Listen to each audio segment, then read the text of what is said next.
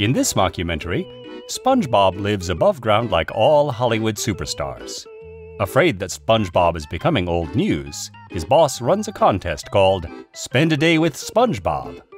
The contest makes SpongeBob the talk of the town, as thousands of kids enter to win. The lucky winner is Seth, and he is ecstatic about his day with SpongeBob. However, the day becomes a roller coaster ride, as things don't go quite the way they planned. A Day with SpongeBob SquarePants, coming soon to DVD.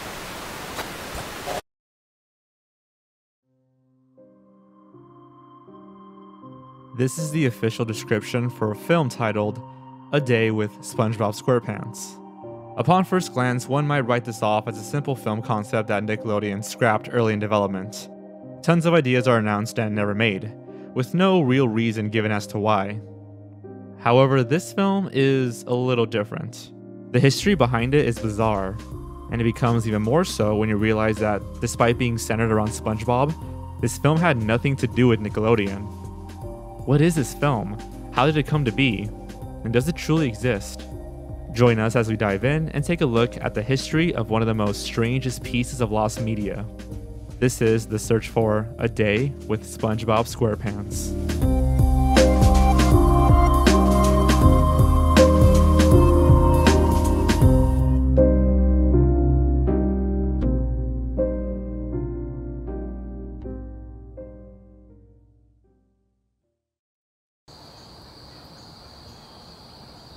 November 22nd, 2011. This is the date that Amazon had listed for the release of A Day with SpongeBob SquarePants. From this listing, we got our first glimpse of the DVD cover, the distributor, and the runtime of 70 minutes. November came and went. Nothing. 2011 came and went. Nothing. No news regarding the film's release whatsoever. There was a single review for the film by a user known as Mike Zendar. Mike gave it 4 stars and said that it was great. The Amazon page wasn't widely discovered until 2014, where Lost Media Wiki user Larry Inc. 64 found it and created a page for it on the wiki, after being unable to find any additional information on the film. There were no trailers, no set photos or promo pics besides the cover, and hardly anyone attached to the movie. More and more people became aware of the film's existence, or lack thereof, thanks to the Lost Media Wiki page, and in 2015, a full widespread search began.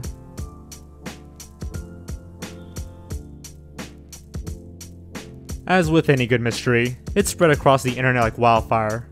Murmurs of the film can be found on Reddit, YouTube, Facebook, you name it. Threads on the SpongeBobCommunity.com were made to discuss the film. Twitter users such as the Daniel Sean were tweeting about it, claiming that they had seen it. An anonymous user posted what seemed to be the theme song for the film on YouTube.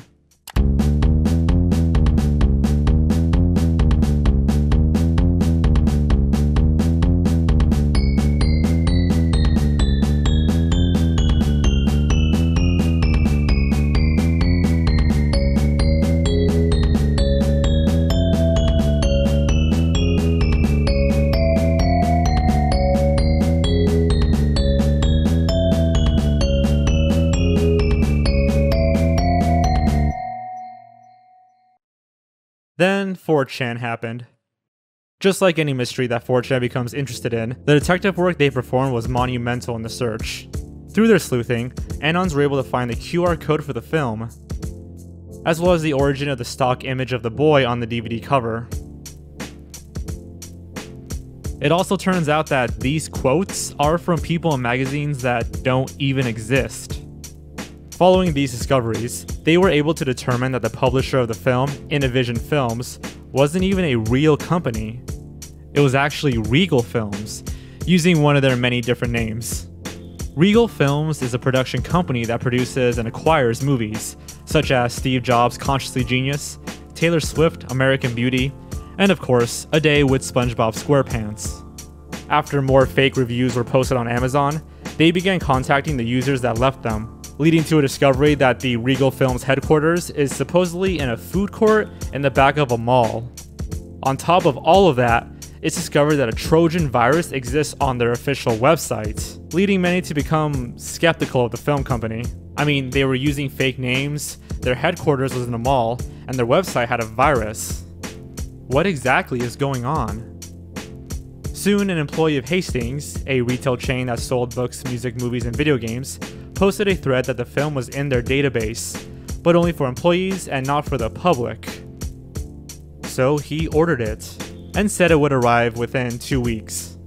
Another Hastings employee commented, saying that they had done the same. 2 weeks later, and nothing. The order never arrived. However, the search was just beginning.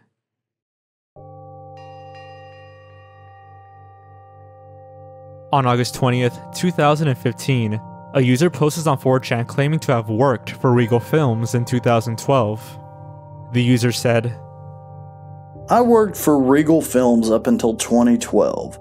It was founded by one of my childhood friends who wanted nothing more than a quick buck. It's not a legit production company. It's run out of that friend's house, and the only employees were me and another friend.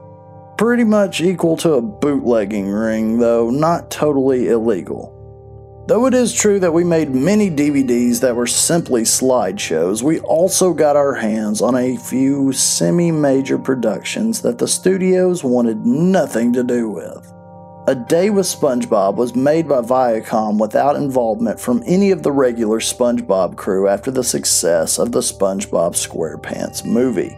As such, the cover art is not even remotely reminiscent of the film. We were told to locate any semi-relevant clip art that looked SpongeBob-ish, but not to use any assets from the film. The unauthorized mockumentary thing was put there to throw people off. The plot was pretty simple, but still only vaguely related to the online summary. Basically, Patchy, played definitely not by Tom Kenny, wins a contest to spend a day with the Bikini Bottom gang, and he actually gets to. He fucks everything up initially, but soon fixes it all. It was a mess. The whole thing was pretty much one reference to an episode after another. And when I say reference, I mean verbatim reenactment with Patchy thrown in awkwardly. And like I said, he fucks them up. There's no real conflict, though several plankton schemes are recreated. The animation was actually pretty good, not show level, but official looking. Every screenshot in this thread is fake. Other than a brief, probably no more than 3 minutes Patchy segment, it is totally animated. Nobody was played by their regular actors. My guess is that this was some kind of reverse pitch pilot produced to give the SpongeBob crew an idea of what Viacom wanted, but it never went through. Now, why exactly Viacom just gave it to us? No clue. My guess is that they didn't, and that's just what we were told. Why is it so hard to find? Only a small number of copies were produced. Same goes for everything we make. It's just that, unfortunately, I had no desire to see this again, so I didn't take a copy of the DVD. The files probably still exist on my friend's computer. For whatever reason, he was ultra protective of our data, not letting us work on things from home or other computers in general. Trust me, I know you guys are committed to tracking it down, but it's not worth it. It's not terrible, it's not amazing, it's not even much of a piece of history. I can see if I can do something, but I'm telling you guys, it ain't worth finding.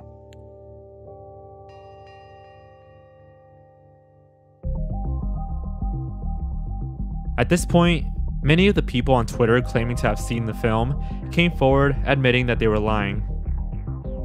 We should probably mention that Regal Films, under the name Grand Scale Entertainment, had launched a Kickstarter in the past for a film titled Good Luck. The film earned nearly $11,000 with only 20 backers.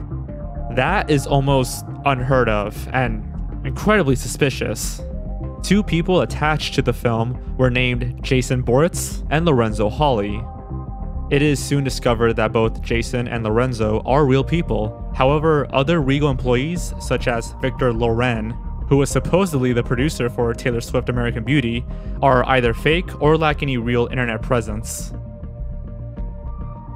On Grand Scale Entertainment's website was the phone number of one of their employees, Clint Weiler.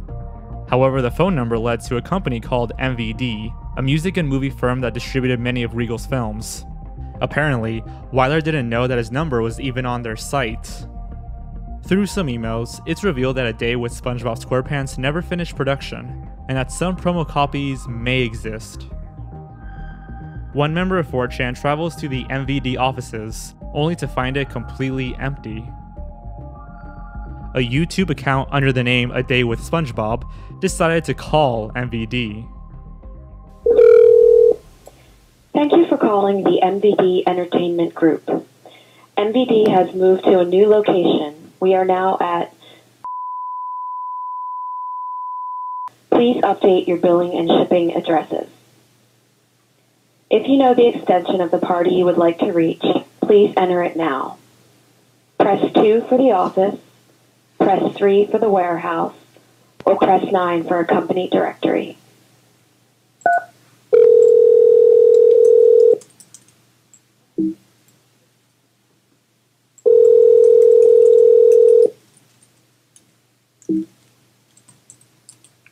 Hi, you've reached Andy at MVD Entertainment. I am currently away from my desk. Please leave a message and I'll get back to you as soon as possible. If you need immediate assistance, you can try Dave Hall, extension 102. If you're calling to place an order, you can always use our website, mvd.cc. Thanks. This call was largely unimportant and triggered no new information. However, it did pretty much destroy any chance of MVD providing any information about the film, as they were apparently pretty upset that their answering machine was recorded and put onto YouTube for some reason.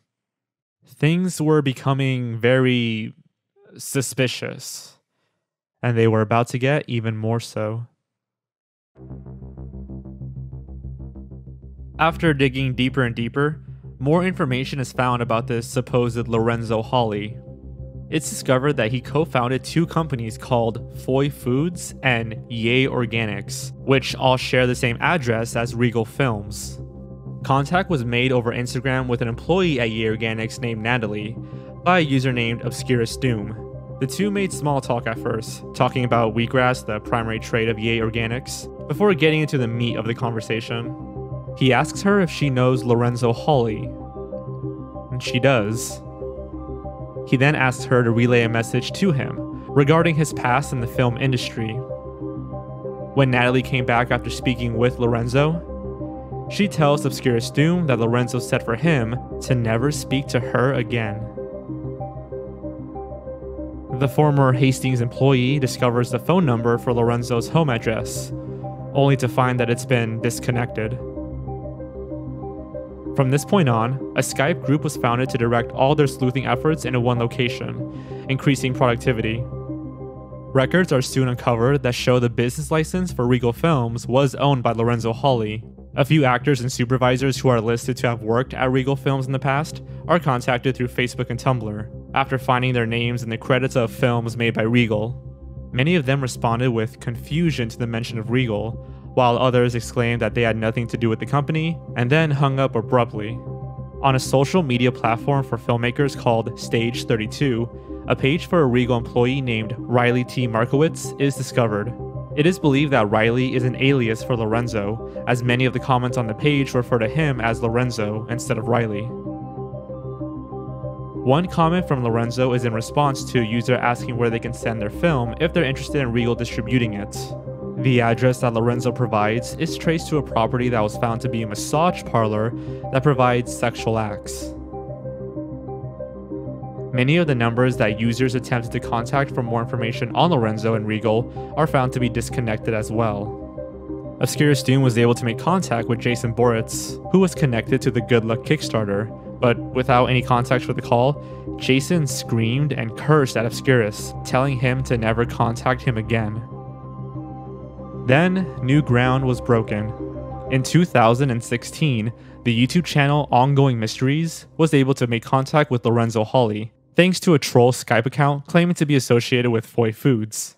This led to the team looking into any real Skype accounts that Foy Foods had, and lo and behold, one was found with Lorenzo's phone number. 4 separate calls were made, where a slew of information was revealed. So what's prevented this movie from getting out there?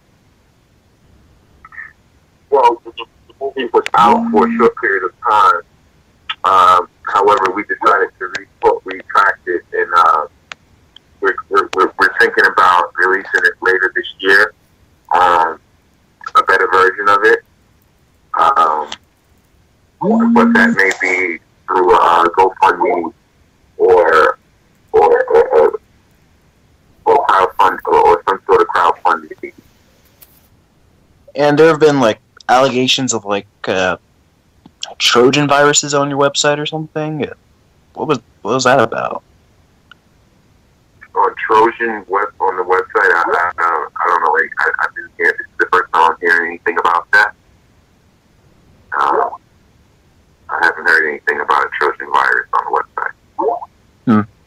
Could it just be a false diagnosis on the antivirus thing? Yeah, that could be it. Or which website are you referring to? Regalfilms.com, I think it was. Oh, okay. No, I haven't heard of any viruses on that website. And one of your colleagues, Jason Boritz, his name was, he's been seen as somewhat abrasive. Yeah. What did he, what do you mean? One of my colleagues in the group asked, "Hey, is this Jason Boritz?" And he just flipped out on her. Oh, no, Jason is a very, very nice guy. Maybe she just brought him on a bad day.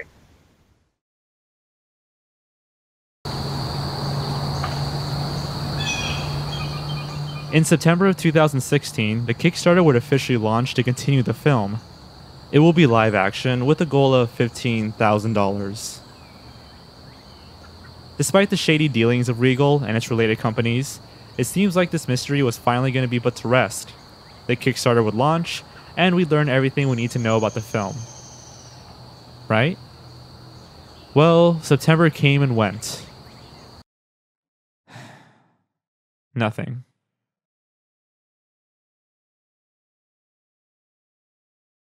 On August 3rd, 2016, contact was made with Lorenzo. A good amount of information was given, but perhaps the most notable piece that was unfolded were the origins of A Day with SpongeBob SquarePants. Much to the surprise of everyone involved in the search, Lorenzo was willing to connect ongoing mysteries with the original creator of the film, going under the name Mr. Orange. Regal Films actually is just a distribution company. It's just like MVD. Different people or editors or producers, they make films, you know, low quality, low budget, and they need somebody to sell it, so Regal distributes them.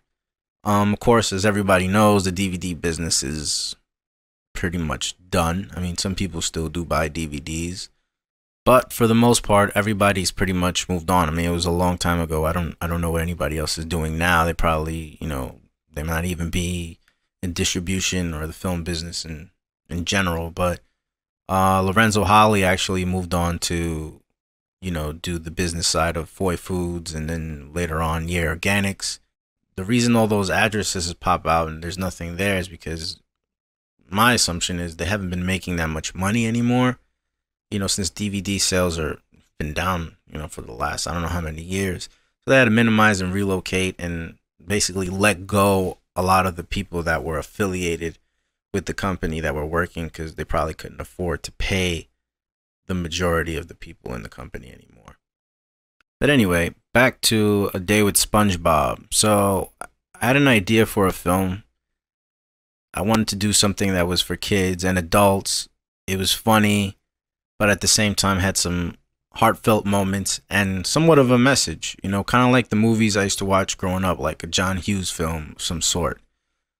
But, you know, with SpongeBob, because, you know, I'm a SpongeBob fan, not a hardcore fan, but I definitely like the cartoon, and I always thought it was funny, like, what if he had a real life, you know, like, outside of the cartoon world? or animation world. And I thought it was kind of a cool idea. But let me start even earlier, before we even get to the production and the script. So when I had the idea, the first thing, people were advising me, oh, you're going to get sued, you're going to get a cease and desist, copyright infringement, all sorts of stuff.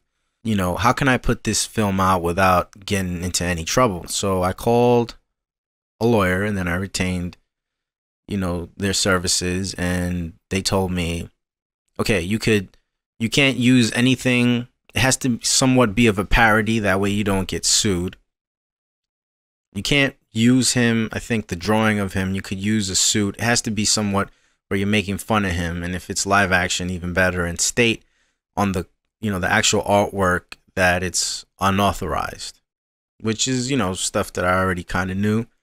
So then I was trying to make a cover that would let people know it was a day with SpongeBob, but without using SpongeBob. So the most recognizable thing that I could remember was the Pineapple House. So I went on Elance and I hired a great illustrator, drawer, forgot his name, and I told him that I wanted to basically make the same house, same feel, same exact thing as, the SpongeBob theme animation, but make it square, just make little changes here and there just for different purposes.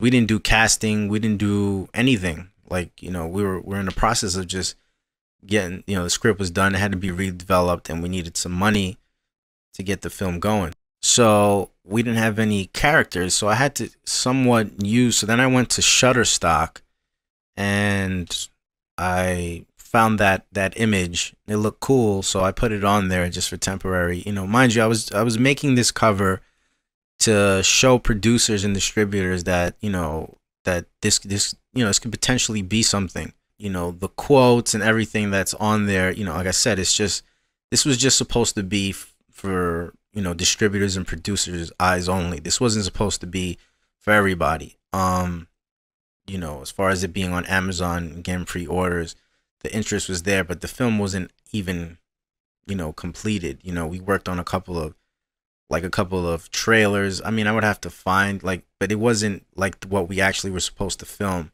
It was just like teasers and covers and stuff just to get people, kind of like a presentation to get people interested in the film and believe in it. MVD is incorrect, actually. There are no promo copies. I never sent them anything.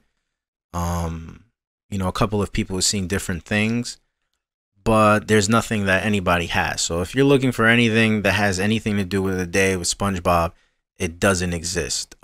Most of the materials are in my possession, so that's pretty much that.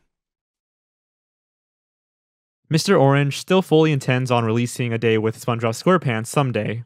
It's also revealed that Regal Films is just a distributor for the film, while Grand Scale Entertainment are the producers. However, MVD are also distributing it, which makes things a bit confusing. Finally, almost everyone that was contacted before Lorenzo had nothing to do with the film. Only Mr. Orange and Lorenzo had any real involvement. The entire search might not have resulted in the discovery of the film or anything substantial regarding it, but it did bring to light a lot of shady dealings of Regal Films and Lorenzo Hawley. Despite many of the people being contacted having nothing to do with A Day with SpongeBob SquarePants, their reactions to the mention of Regal Films is enough to raise a few eyebrows. It's entirely possible that Regal is just a front for a money laundering scheme. Mr. Orange claims that that's not the case, but who knows if he can be trusted. For now, though, Mr. Orange is still dedicated to releasing the film someday, now more than ever thanks to the surge in popularity. The first 5 pages of the script were also released, giving us a rundown of the plot. In the script, SpongeBob goes to SeaWorld with his friend Andy, only to get a call from his agent, Matthew Belmont. SpongeBob goes to meet him in his office, where he's told that people aren't interested in him anymore, and that nobody watches his show. In an effort to boost his popularity, a contest will be ran, with the prize being A Day with SpongeBob. And that's pretty much it. That's all that could be gathered from the first 5 pages of the script.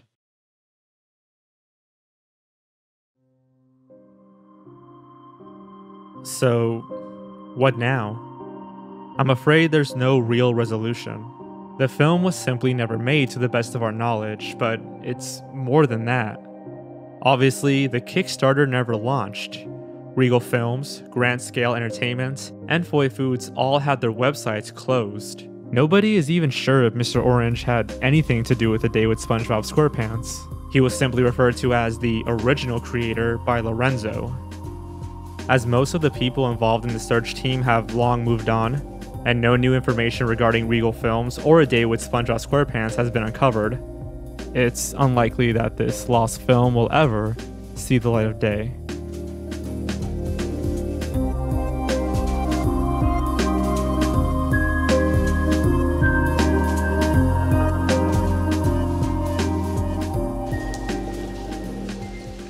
In 2008, a man named John Armin posted about a frightening short he saw on Sesame Street as a child in the 1970s. The following is his description.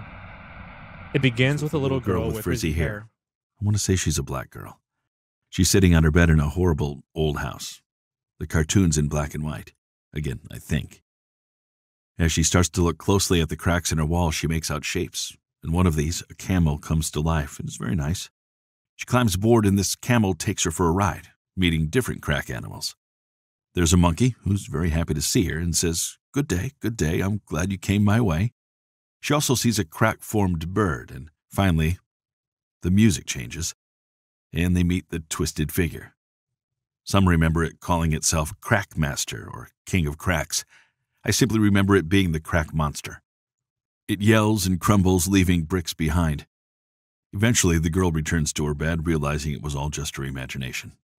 She then sings, "Camel, thank you for the ride. I'll come and see you again sometime."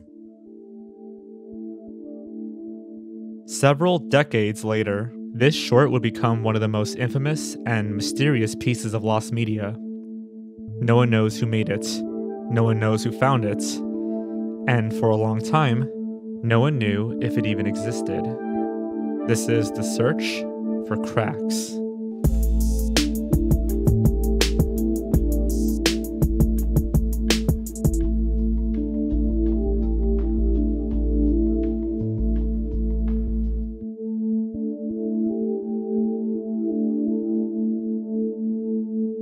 After several decades had passed, Armin was unsure if he had simply imagined this bizarre piece of media or if it truly existed. After all, when searching online, there were no results. There were, however, numerous other people who recalled the exact same short, albeit with some different details. The first real trail that Armin came across was on a blog called Tale O' the Rat, ran by a woman named Jennifer Bourne, with a post titled The Crack Monster. It was posted on September 20th, 2008. Armin comments on the blog post anonymously, but still signs his name and email, and inquires if anybody else has come across the Crack Monster. Where is the Crack Monster segment? Someone somewhere's got to have this. I think I need to see it again to have some sort of closure. I've thought about this clip every day for the past 30 years. I know, get a life. I'm 37. This clip would have aired between 1976 and 1978. I was terrified of it and mesmerized by it all at once. I've heard urban myths surrounding this clip. It had to be removed and destroyed because it was causing mental distress, etc. I don't believe that, but I do believe there's a reason why it seems to be the one Sesame Street clip that cannot be found, and why posts and links on various sites are removed once posted. Is this part of some CTW cover-up? There's got to be a reason this is stuck so vividly in my brain for 30 plus years. I need to see it again and get it out. I need to stop this online crusade and do something more important. But until someone finds it for me, the search continues.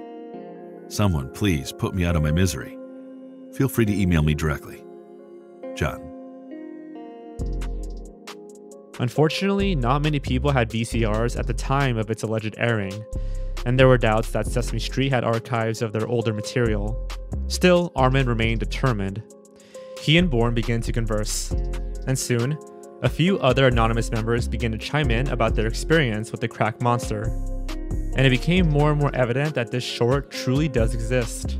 with everyone's descriptions being so similar. While not much to go off of, a small task force was forming with the sole intent of finding this monster.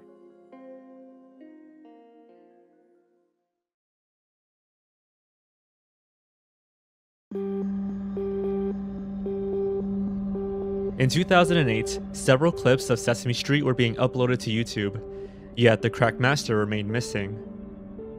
John Armin decided to do something that he didn't think of doing at any time in the past 30 years for some reason: contact Children's Television Workshop. You'd think that he would do that at some point, but whatever. After much thorough searching, Armin finally manages to contact an anonymous source at CTW's archives. He learns that the segment first aired on Thursday, February 10th, 1977, during the first 15 minutes of the 979th episode of Sesame Street. Pretty specific information. Unfortunately, he was unable to get any further information, such as what studio or artist was involved in its creation, or when it stopped airing. Armin stated that, at this point, searching for the Crack Monster had become his life's work. However, he went a bit silent at this point. When suddenly, the most bizarre thing happened. Armin received a fax at work from an anonymous source. The fax simply stated, "We have the copy." Not a copy of the short, the copy. There was also a bit more to this message. They'll send him the copy of the clip on the condition that he never holds a public meeting or releases it online in any way. The clip was for him and him only. Armin faxes back confirmation that he agrees, and learns that this fax number is untraceable.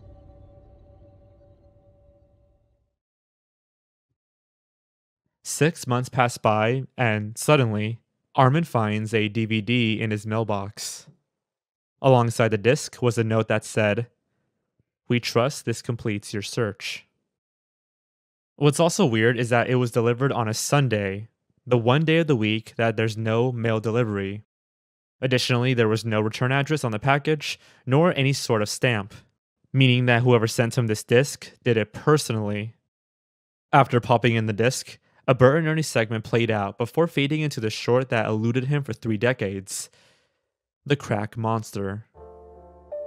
Armin finally had it in his possession, but he couldn't show it to anyone. Well, that's what he said, but promises don't last long. He soon contacted Jennifer Bourne and asked to meet up with her at a coffee shop in Los Angeles. She was incredibly skeptical at first. "You're crazy," I told myself, sitting alone in the coffee shop. "This is ridiculous." It was 7:29 a.m. Sunday morning. It was here that John and I agreed to meet so he could show me his copy of the so-called Crack Monster cartoon, a long-lost clip from Sesame Street that only aired a few times, yet managed to thoroughly freak out kids who saw it. Then John got a copy. At least that's what he said. He also said he was forbidden to post it. No video, no pictures, no sound. The story of how he got it was strange too. Fellow searchers got suspicious. Sure, he said he had it, but did he really have it? Months ago, he promised that he showed it to me the next time he was in town. Sure, I thought. A stranger is going out of his way to meet you and show you a cartoon? But much to her surprise, he showed up with a bag containing the DVD. The Crack Monster had finally been found, but who made the short? Who sent it? And why weren't they allowed to show it to anyone?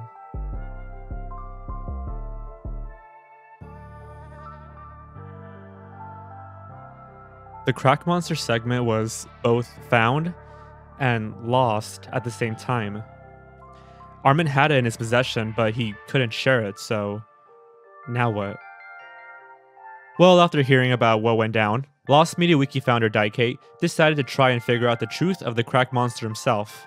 Or rather, the Crack Master, as Armin was able to confirm that was the official name. Daikate reaches out directly to Armin and Bourne, and learns of the stipulation that they are not allowed to release the footage. At least until Armin completes a documentary he was working on about the search. This was incredibly confusing to Daikate, as Armin had signed a contract stating he would never release it. He did send out audio of the documentary to a select few. but there were no visuals whatsoever. Daike decided to investigate some of the rumors surrounding the short to get a better idea of what's going on here. One of these rumors was that it was animated by Cosmo Ancelotti, an animator with dozens of credits to his name, such as The Smurfs, He-Man, and Alvin and the Chipmunks. However, after reaching out to him, Ancelotti responded with this letter. "Thank you for your letter, and thank you for your efforts and dedication to preserve some rare and obscure animation history. A very noble endeavor. I'm sorry, but during my time in the animation industry, I just can't recall this particular film, Crackmaster. It's possible I may have worked on it, and it's also possible that credit was mistakenly given to me. I just don't have any memory of it. Sorry. I commend you for gathering all those signatures. I just wish I could have been more help. Good luck and best wishes to you and your work." So yeah, a dead end. But he got a pretty bitchin' drawing of Scooby-Doo. At this point, Daike begins to question the validity of Armin's DVD. I know, it's incredibly weird that he is apparently not allowed to share it, but can when his documentary is released. It's very fishy and makes no sense, especially since he signed a contract to not release it at all. And it wasn't Sesame Workshop that said they stored little video footage, it was the CTW archives held at the University of Maryland. Even weirder was an email exchange I had with the head of the Sesame Workshop's PR department, who told me, "Sorry, we will not be able to release the segment at all. Thank you for understanding." When I asked about why this was so, she simply never replied. Then suddenly, as it happened to Armin, Daike also received an anonymous message in the form of an email with a temporary address. The email contained a video file of cracks, this time including a title card and omitting the Bert and Ernie section, as if it was a separate file. However, unlike Armin's message, there was zero text aside from the video, no rule stating that it can't be shown online. There was nothing, just the video. Daike didn't hesitate. He uploaded the video online.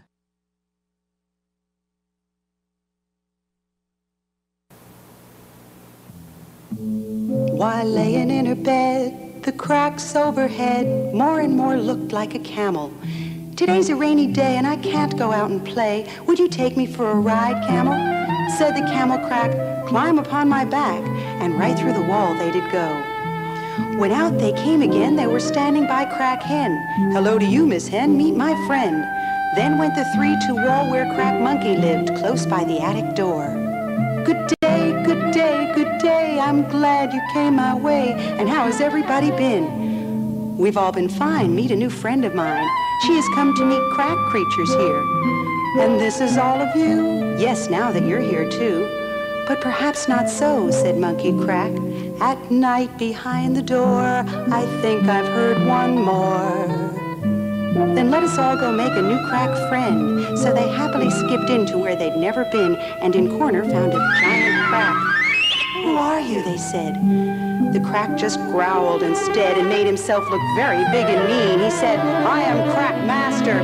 But just then the wall plaster began to crumble to the floor, and where the monster stood were only beams of wood.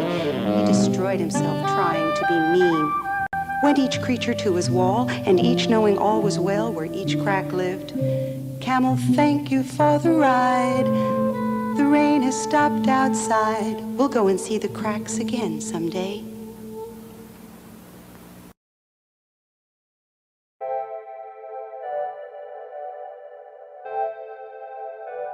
Despite the Crackmaster being found, there were still so many unanswered questions. Who made this? Where did it come from? And who sent it? While some were satisfied at this point, Kurt Anderson from the Studio 360 podcast decided to investigate further and answered some of those lingering questions. Not having seen cracks as a child, his fascination was more with the story behind it rather than the short itself. He manages to get in contact with and visits Ben Lehman, the executive producer for Sesame Street for the past 17 years. Anderson discovers that their copy of Cracks isn't in the Sesame Street building. It, alongside many of the older tapes, are in an external storage facility in Queens. However, it was digitized, and lo and behold, it was found in their online databases. Now, given that any employee at Sesame Workshop could have easily accessed the short, it might have been somebody from the company that leaked the copy to John Armand. Ben Lehman had no idea who could have leaked it, but he did have some theories as to why the short was pretty much abandoned and disowned by Sesame Street. The main reason being its title, Cracks. And how about 6 years later the war on drugs began, and crack became slang for drugs.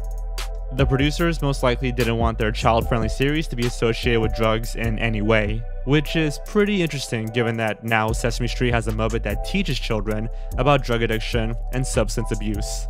But whatever. Another theory that Lehman had was that, given the recession occurring at the time, many homes and apartments weren't in the best shape. So to have a cartoon about a broken home with cracked walls could have been seen as a little insensitive. Lehman provided a lot of great information, but he had one more really interesting thing to share.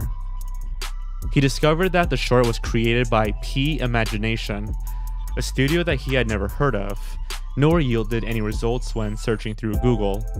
However, there was a studio called Imagination Inc. in San Francisco, ran by a man named Jeff Hale, that was involved in some Sesame Street projects. Unfortunately, the studio shut down in 1979, and Anderson was unable to speak to anybody. Luckily, an employee from Sesame Workshop came through for Anderson and found the people involved with the music for Cracks, including a mysterious woman named Dorothy Moskowitz.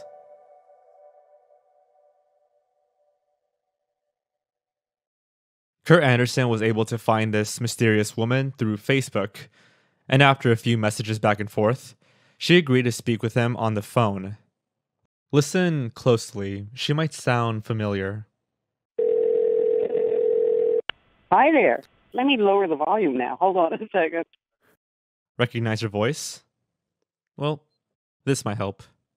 While laying in her bed, the cracks overhead look more and more like a camel. I wish I could do it over. She voiced the Crack Master, and had no idea that people were looking for this thing for the past 40 years. She literally found out the day before Anderson called her. I just found out about it yesterday, so it hasn't settled quite, but I was amazed that there's this underground obsession, a lot of, what can I call it, a cult, you know? Alongside being the voice for the Crack Master, Moskowitz was also the lead singer in the band The United States of America in the 1960s, being known as one of the most influential bands of the decade. She would enjoy working solo gig after solo gig, eventually leading her to a studio gig for what would become Cracks. What's odd is that she described it as one of the strangest recording sessions she's ever attended. There was no melody for her to follow, no chords set up, and she was basically told to improvise. For the Crack Master, she was instructed to really get into it and chew the scenery, which was very cathartic to her. To this day, Moskowitz has no idea who wrote or animated the short. But she did remember one other person who attended the recording session, a mysterious woman dressed in white. She arrived late and was dressed head to toe in white linens, described like a living blouse. She couldn't remember the woman's name, aside from it being vaguely hippie-ish, like Sky or Earth. Moskowitz believes that she may have been the graphic artist for Cracks, but no one knows for sure. As the story of Cracks comes to an end, for now at least, we may never know who created the short, who sent it to John Armand, and why it was kept hidden the way it was. But in some ways, it kind of adds to its legacy. One has to wonder though, how could a short on a series as popular as Sesame Street have this much mystery surrounding it? I think I'm going to join some of these chat groups and try and figure out what's what, because I was as close to it as you could possibly be, and I'm still mystified.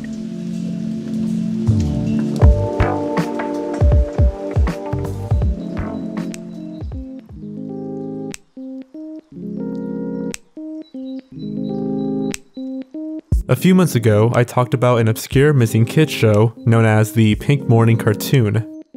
At the time, there was very little known about the show, besides a few online threads and discussions. From the few clips that were available online, I found the series to be pretty unsettling, but also fascinating. And apparently I wasn't alone. A dedicated search team formed from the heels of that video in order to hopefully track down more information and episodes from this strange piece of lost media. So today, we'll be diving down this rabbit hole to see what was uncovered. This is the search for the Pink Morning cartoon.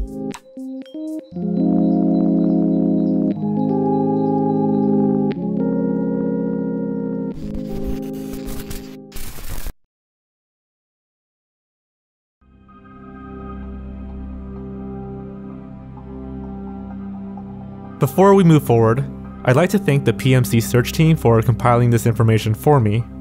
In this video, I will try to encompass what was given to me, as well as my own research. I was invited to their Discord a few times, and while I'd love to join, I'm always afraid I might derail the search with my presence. I always think it's best just to leave the investigators do their thing. Also, I'll be going off of the information from my last video, so check that out if you're not up to speed. But to summarize, on April 3rd, 2020, a post was made on the obscure media subreddit by a user known as Rubbed Lung about an anonymous bizarre public access morning kids show, later to be known as Pink Morning Cartoon. Let's have a look. This first video seems to be a clip taken from one of their episodes. We see a family entering a hat room before the hats begin to move and sing. That old hat. And Katie, you do look kind of cute in that red hat. Because you look good in your hat too, sweetie. They begin to look at the hats, and the hats begin to sing. A red hat, a blue hat, an old hat, a new hat. Try me, try me, try me, cried the hat. And they screamed out for Kate and Keith. They were moving all over the room. Blue hats, red hats, cowboy hats, dress-up hats, every kind of hat, space hat, everything. Try me, cried the hat. And help, get me. The space hat jumped off the shelf and he began to dance. The pirate hat jumped off the shelf and he began. The second clip is titled using a bunch of question marks, and is only a shorter, lower quality version of the first clip we saw, so we'll just skip it. By far the most well-known clip from the Pink Morning cartoon is this final one, featuring a song known as Everything's Coming Up Spring. What a their part of a pretty spring day. Everything's coming up spring. Everything's coming up spring.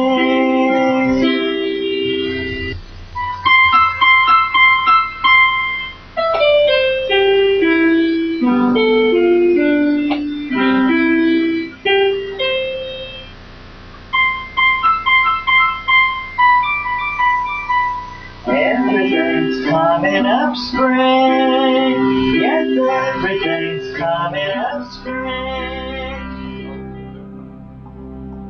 The only small bits of information available was from what little online discussion there was, and from the uploader of these clips, Jankum Chick. He claimed that he would see the show play in the early mornings of the 90s and 2000s. On Reddit, user Rubbed Lung stated that the show aired in Columbus, Ohio, and that it was a homemade religious show for children. Some users from the Lost Media Wiki believed that the most likely channels this show aired on were Channel 2 or Channel 53. Besides that, no one seemed to know anything else about the show. There were no names attached to the program, no information about that creepy song. We didn't even know its official name. Pink Morning Cartoon is simply what everyone referred to it as. It became a mystery, and for a while, it remained a mystery.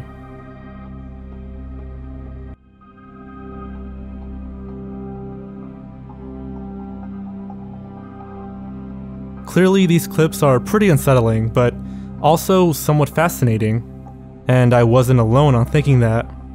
The fact that they were uploaded years before the Reddit post made me believe that it was unlikely to be an ARG or a hoax. However, after my video came out, some people began to think that it was a hoax, or constructed by Jankum Chick himself.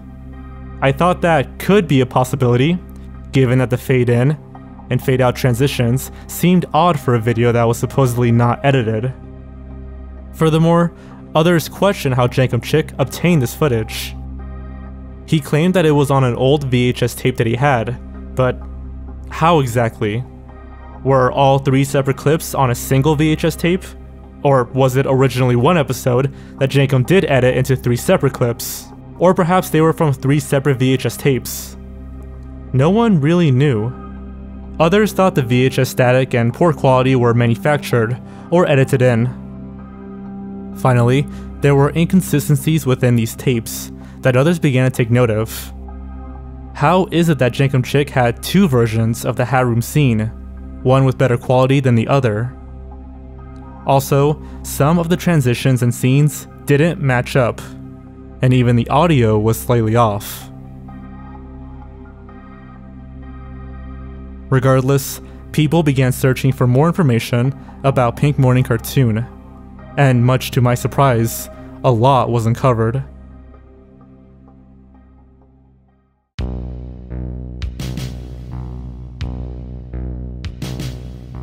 One of the most captivating things about Pink Morning Cartoon is its song, Everything's Coming Up Spring, so it makes sense that the search began there. Some viewers claimed that the singer's voice sounded like Ron Brown, a ventriloquist from another religious public access show, Joy Junction. Bars go high, bars go low, butterfly said, well, it's time to go. Everything's coming up spring. That's right, Marty. You know, I was just looking around here. Maybe I'll think of something I can talk to Jerry's dad about, but I was noticing all these flags here in Joy Junction. The only problem with this theory is that in 2013, Ron was sentenced to 20 years in prison on CP charges. The whole story is pretty messed up and won't be detailed here. Needless to say, this was pretty much a dead end.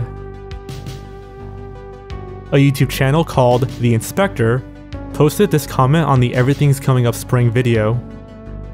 I'm pretty sure this isn't from public access, but from a religious satellite broadcast provider known as Sky Angel.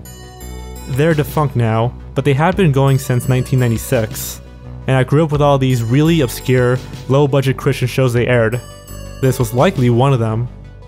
I don't think that's a tip that'll lead anywhere for anyone interested in mysteries, if you're here from Blameitonjorge, but that's just where I think I saw it. Though I wouldn't be surprised if it was also on public access, cause honestly, Sky Angel original programming did sometimes come from there, or at least look like it did.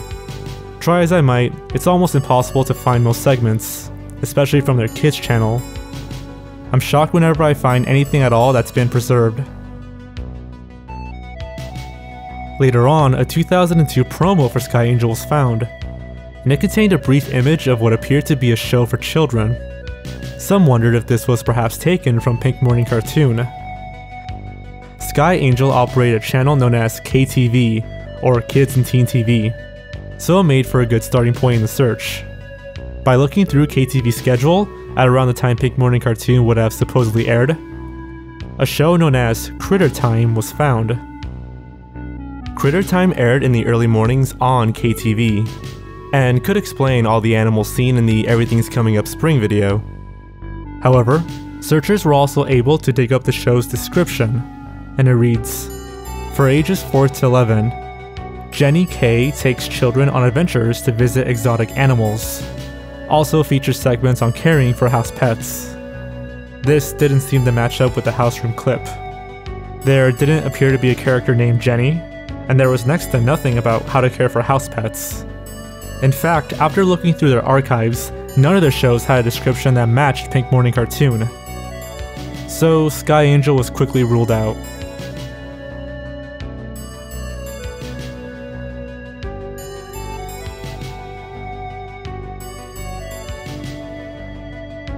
It was around this time that a Discord group dedicated to finding the Pink Morning Cartoon was forming. The team decided to look through various different TV stations in Columbus, one of which being WINJ-LP. This station was owned by a person named Ella Flowers. and is known for playing a variety of programs, such as old public domain movies, old cartoons, and current religious programs. What's interesting to note is that an old version of this article from 2005 says, "The station is notable for its erratic technical quality, which often imparts a bizarre, disjointed, and surreal texture to its programming." For whatever reason, this line was removed in future revisions of the article, but stood out to the search team nonetheless. Pink Morning Cartoon could definitely be described as bizarre, disjointed, and having erratic technical quality. Jankum Chick himself joined the Discord, adamantly believing in the show's existence. When questioned about how he obtained these clips, Jankum explained that he and his friend, Maria Ork, had a hobby of recording shows and making mixtapes out of them. Jankum planned on uploading more recordings, but he was out of town for the time being. His friend, however, uploaded this screenshot. This screenshot is of the credits from one of Pink Morning Cartoon's episodes. It's a little hard to read, but we can see that the music is credited to someone named Ella Flowers. If you recall, the station WINJ-LP was owned by Ella Flowers. Ella is a pastor and a singer-songwriter who actually narrated some of the kids' programming on that channel. So, this seemed like a solid lead. All that was needed to do now was to contact Ella in the hopes of uncovering more episodes. If only it were that simple. Searchers were quick to discover an obituary for Ella Flowers online. It notes that she passed away on July 17th, 2017.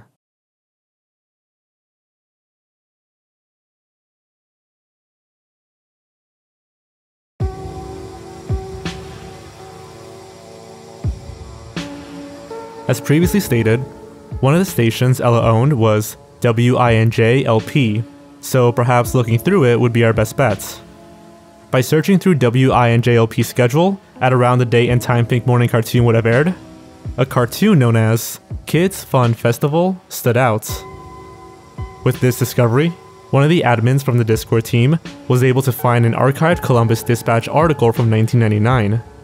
The article states, "During the day, programming includes Kids Club, a mission for Ella Flowers. Recently she has worked late into the night, and sometimes all night, on a cartoon for the show. Toiling at a bank of computers across from a fish tank in her living room, she remembers stories from her childhood and adapts them for Kate and Jeannie Jokers." Do those names ring a bell to you? If you remember, the kids in the Pink Morning Cartoon clip are named Kate and Jean. Peggy, you do look kind of cute in that red hat. Because you look good in your hat too, Jean. This not only confirms the validity of this show, but also that the real name of Pink Morning Cartoon is actually the TV8 Kids Fun Fest. For whatever reason, the article called it Kids Club, but the team later learned of its full name. Unfortunately, the Central Ohio Association OF Christian Broadcasters, which bought the WING station, now known as WGCT, did not retain any old programming from WINJ.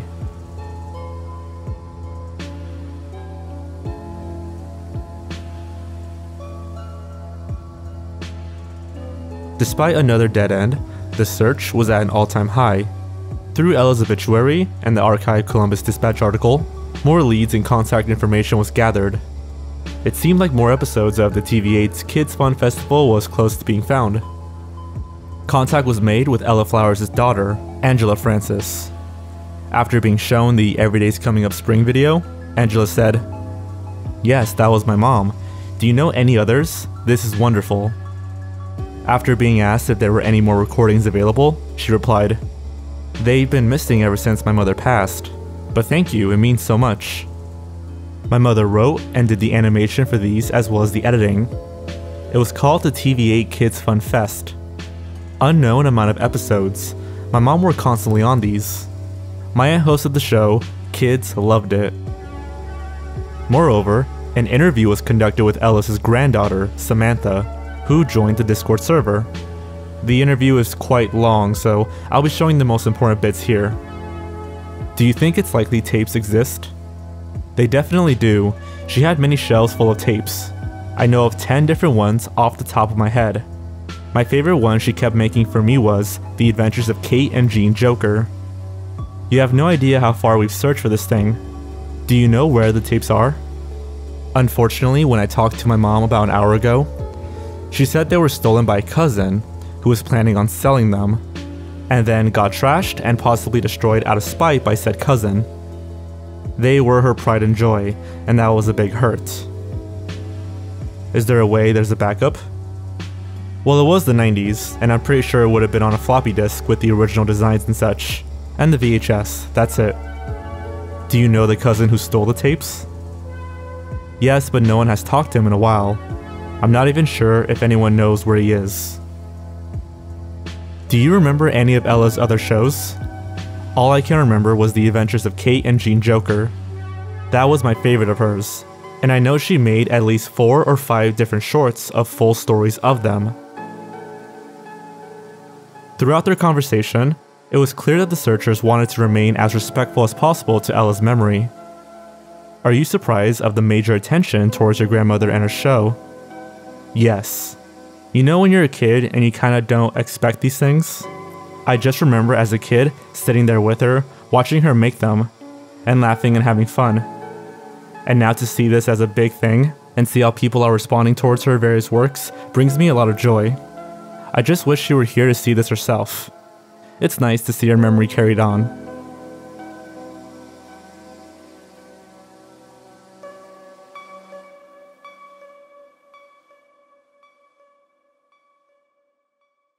As of the writing of this video, that's where the search ends for now. We know the name of the show, the creator of it, Ella Flowers, and a rough idea of how many episodes there are. Even though the original tapes were destroyed by one of their family members, hope is not lost. The search team is still in contact with Ella's family, which is a promising lead. They also plan on visiting the church that Ella worked at in hopes of finding archives of the cartoon. Jankum Chick is planning on uploading more recordings in a few months.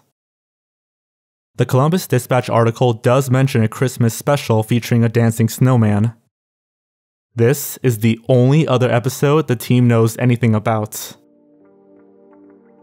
If there are any future updates, I'll be sure to let you guys know. I'm not sure what to expect from here on out, but I'm personally extremely proud of the search efforts that have gone into finding the show. It's stuff like this that makes Lost Media such an awesome part of the internet. Until then, I'll catch you guys next time. Take care.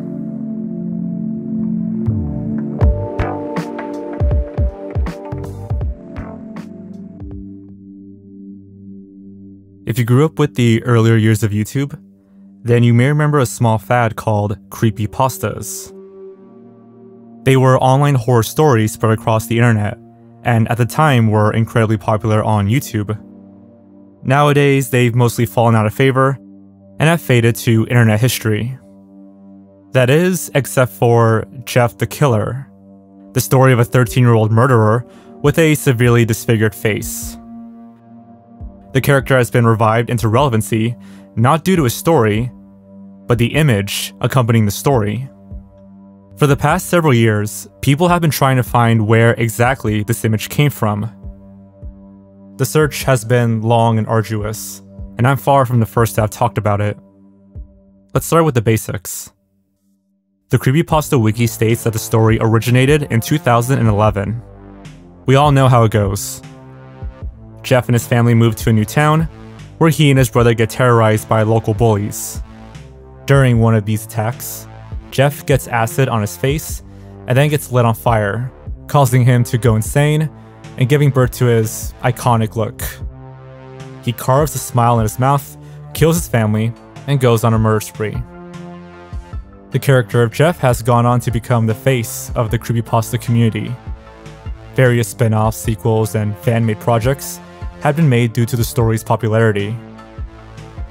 However, this isn't even the original story. According to its author, a Newgrounds user named Seswar, he first posted about Jeff the Killer back in 2008. He writes, "The story of old Jeffy. He enjoys horror such as ghost stories or slasher films. Have you ever met him in person? This man is what other people call bizarre. He's like a Bloody Mary game, except you must perform it in the closet, turn off the lights, and sit down cross-legged. Repeat the saying 3 times while turning your head back and forth. Quote, "He's in here with me." After the saying, close your eyes and call out the name Jeff. He'll appear by putting his face right up to you and proceed to yell and try to chant harm at you. To make him stop is to stand there and compliment him. Not doing so will result in a nightmarish field trip. You do the rest from their worms. I'm not even sure what that last sentence means. Nevertheless, it can be safely assumed that Sessoir has the original photo, right? Well, what did it look like?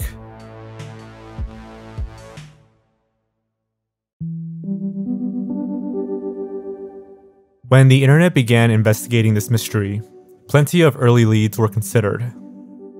But the one that really stood out involved a supposed woman named Katie Robinson. The story goes that back in early 2008, Robinson posted this photo of herself on 4chan's B or Random board. 4chan users proceeded to ridicule her by heavily editing the photo into presumably the iconic Jeff the Killer image. Sometime later, a post was made onto 4chan by someone claiming to be Robinson's sister. The user writes, "Attention 4chan. Yesterday, I found my sister in her room crying her eyes out. I asked her why she was feeling down, and she said it was because she is fat. I became furious, demanding she tell me who was making fun of her. She said that she posted her pictures on a website called 4chan.org. She continued to say that the website made fun of her and posted shops of her picture. I am appalled. Take a good look at this picture, because this beautiful woman, my sister, committed suicide later last night." For a while, this was commonly believed to be the origin of the Jeff the Killer image. However, there was never any proof of her death or her existence. When Googling Katie Robinson, most search results were just about the Jeff the Killer image mystery. Despite this, the urban legend persisted. To muddy the timeline further, Sessoir was interviewed by fellow YouTuber Scare Theater in late 2015. During this interview, Scare Theater asked, quote, "The picture you used in your original Jeff the Killer video has become the iconic picture for Jeff. Where did you get the picture?" Sessoir responded, quote, "The picture was made using a white latex mask and some big plastic eyes with a rubber substance that simulated blinking. There was also a black ring around the eyes that were on, covering the exposed red eyelid. After it was made, 2 or 3 pictures were taken and posted, and the rest is history." Scare Theater asks, "There has been some controversy over the picture. Apparently the picture is a photoshopped version of a girl named Katie Robinson, who was bullied and eventually killed herself. Do you know about this? If so, do you have anything to say about this?" Sessoir responds, "I know all too well about this little inconvenience of a rumor, and I can assure everyone when I say that the rumor is completely bogus. I have no idea who came up with the rumor. It's most likely a troll, seeing as the person who got the information on the Katie Robinson rumor was a 4chan regular, and they're not exactly someone to take serious at all." While it's never directly stated, it is implied that Sessoir took the photo himself using a white latex mask. Furthermore, in late 2019, YouTuber Gage uploaded an interview with Heather White, the true identity of Katie Robinson. White said her photo was stolen from her MySpace account and re-uploaded to 4chan as a sick prank. The Katie Robinson suicide story was entirely fabricated. Moreover, her photo can be traced back to a parody website called True Christian back in 2004, where a pastor, quote-unquote, says some really nasty stuff. All in all, this lead has been thoroughly disproven, and it's good to hear that she's alive and well. So, mystery solved. Sessoir made the Jeff the Killer image himself and posted it back in 2008. In an interview with UK Horror Scene, he says, quote, "The pictures taken were long gone, and the mask was put in the closet after use, so it's definitely long gone. If I had that mask with me, there's no telling how valuable it would be." This is where things start to get weird. Sometime later, a strange YouTube video translated as NNN Special Broadcast was found. This video was uploaded in August of 2007, and at around the 4-minute mark, the Jeff the Killer image briefly appears.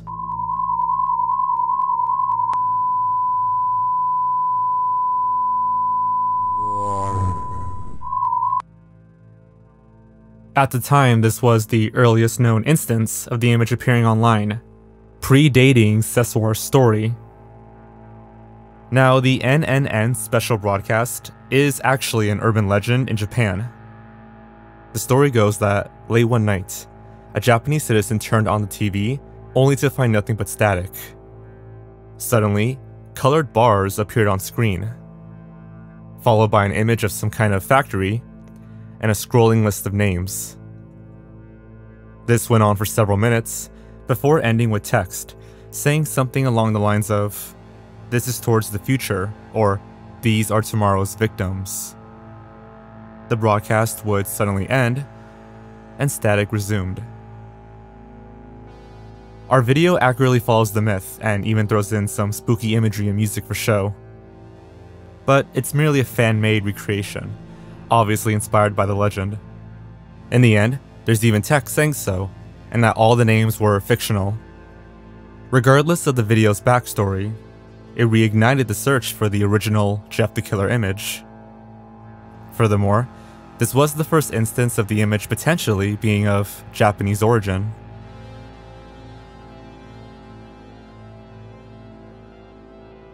Two years prior, in November of 2005, the image can be seen again on a strange website called pia.cc,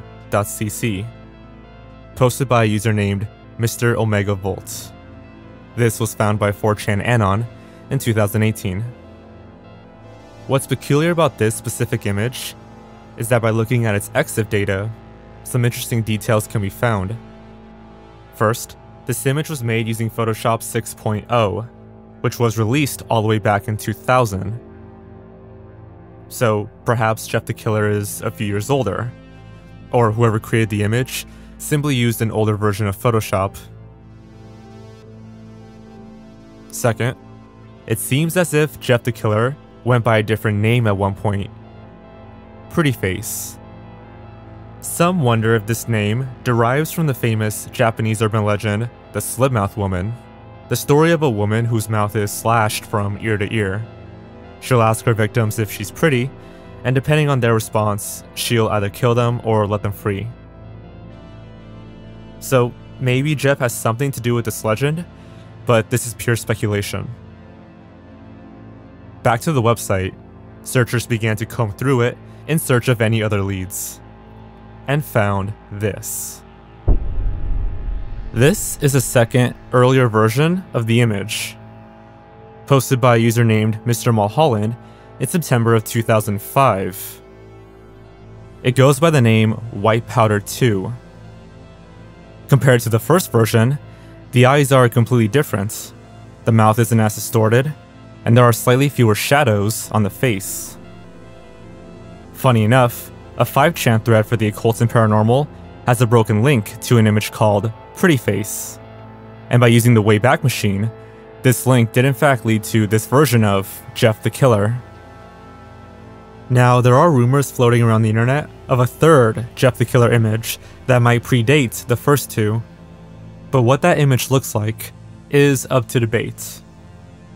According to a 4chan Anon, it is said to depict Jeff, quote, sitting next to a dirty bathtub holding something that looked like a chunk of flesh. He also had grotesquely long fingers.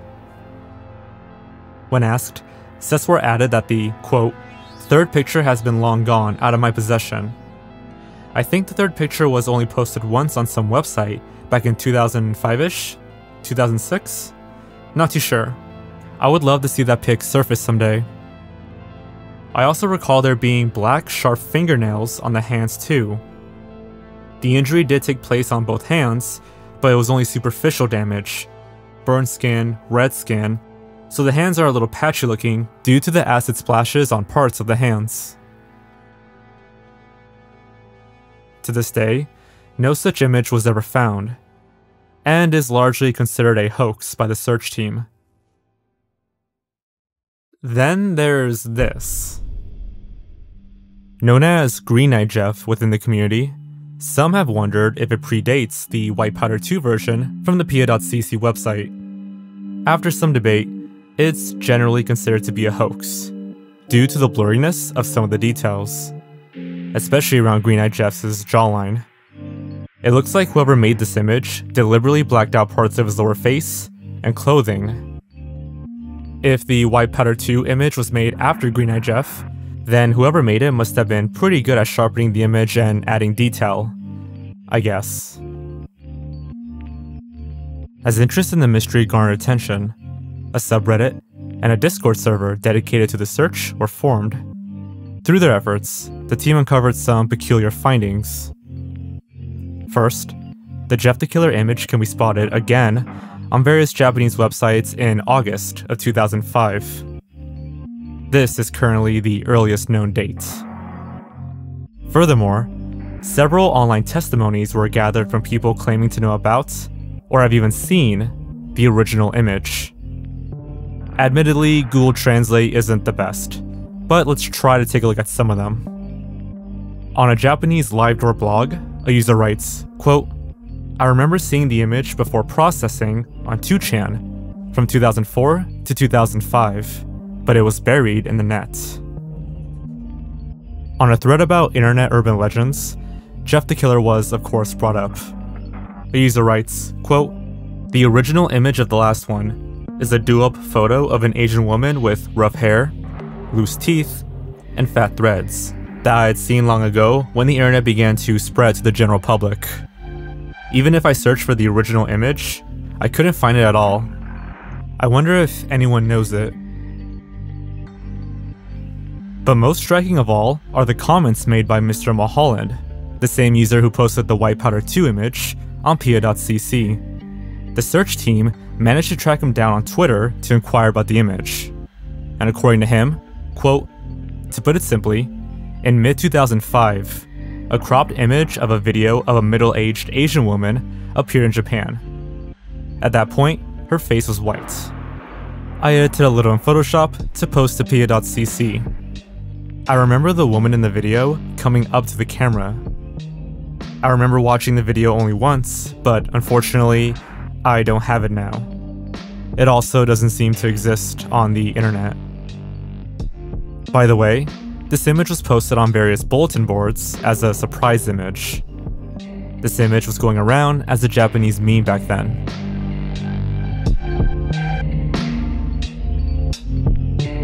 So to recap, there is a video of an older Asian woman with a distinctive white face, who at some point gets close to the camera.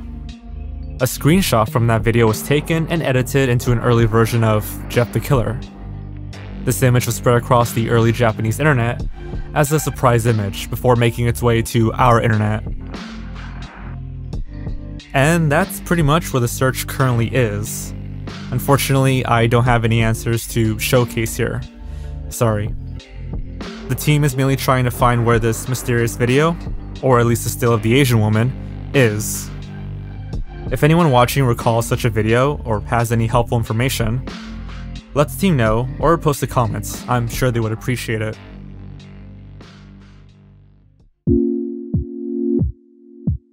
Apparently there's an old episode of Sesame Street that hasn't re-aired for decades because it was too frightening for children. In 1976, the beloved children's show Sesame Street did something unexpected.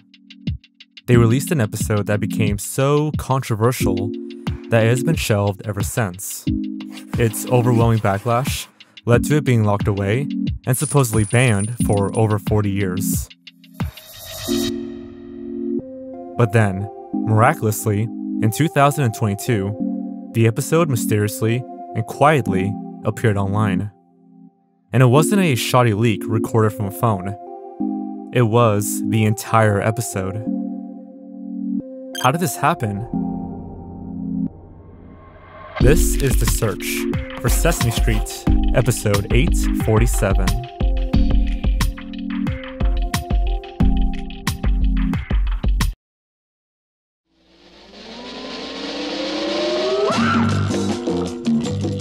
Since its inception in 1969, Sesame Street has been one of the most acclaimed programs in children's television. In an effort to teach their young viewers valuable lessons, the show has had plenty of special guests on its program, like Ryan Reynolds, John Legend, Jack Black, and countless others. One of their most infamous, however, was the late Margaret Hamilton, the actress who played the Wicked Witch of the West in 1939's The Wizard of Oz. And as for you, my fine lady, it's true, I can't attend you here and now as I'd like, but just try to stay out of my way. Just try. I'll get you, my pretty, and your little dog, too.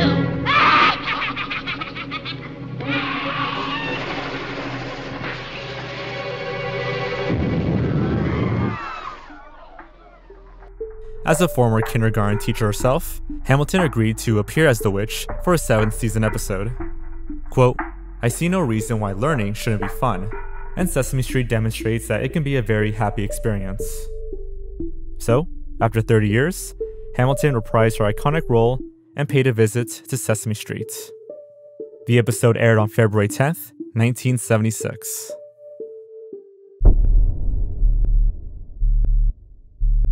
The episode was reported in a press release to teach about, quote, "the emotion of fear and planning."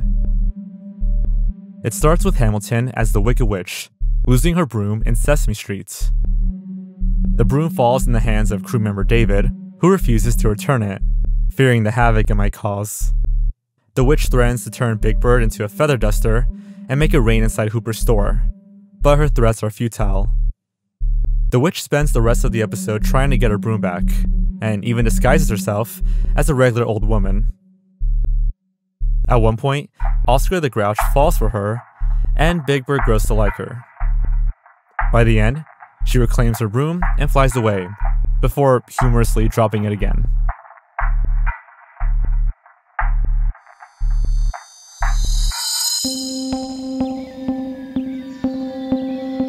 Now, immediately after the episode aired, Sesame Workshop was inundated with letters from angry parents. One letter states, "The witch that visits your program truly frightens my daughter. This particular character has been criticized by 3 different fellow parents." Another writes, "I wish you wouldn't put that witch on Sesame Street anymore, because I dream about that witch at bedtime." Yet another letter states, "My 3.5-year-old son has been very disturbed and frightened by the witch episode." Children were apparently terrified of the program, and these letters painted the segment as literal nightmare fuel, or the work of Satanism, and it all centered on Margaret Hamilton as the Wicked Witch. Contrary to popular belief, the episode did not air just once. Based on Sesame Street's schedule at the time, episodes usually aired twice a day, once in the morning and once in the afternoon. And one parent's letter suggests that it re-aired on the 29th as well. According to the CTW archives, the episode's overwhelming negative reception prompted Sesame Street's research team to conduct more test screenings. The screenings were held between March 1st and March 5th, 1976, and included a test audience of 26 children. They found that the children were, quote, "exceptionally attentive" during the segments featuring the witch, but not frightened. Quote, "Whenever the witch appeared on the screen, all conversation ceased, and the youngsters became completely motionless and attentive to the segment." The data collected was largely inconclusive. The children had mixed feelings about the witch's presence, and most were happy about her departure. Quote, "When asked if the kids on the set were afraid, the responses were half negative and half affirmative. Since children identify more with the kids on the show than with other cast members, It was expected that this last question would be a key to their own feelings, but the data obtained are not conclusive enough to be used in determining if the children were indeed afraid. This conclusion, coupled with the angry letters, was enough to convince Sesame Workshop to deem the episode unsafe for children. Thus, it ceased airing on television and was never released on any form of home media. Quote, "Due to the parents' reactions, the contents on their letters, and our impressions from the group observation data, we suggest that the Margaret Hamilton show not be rerun."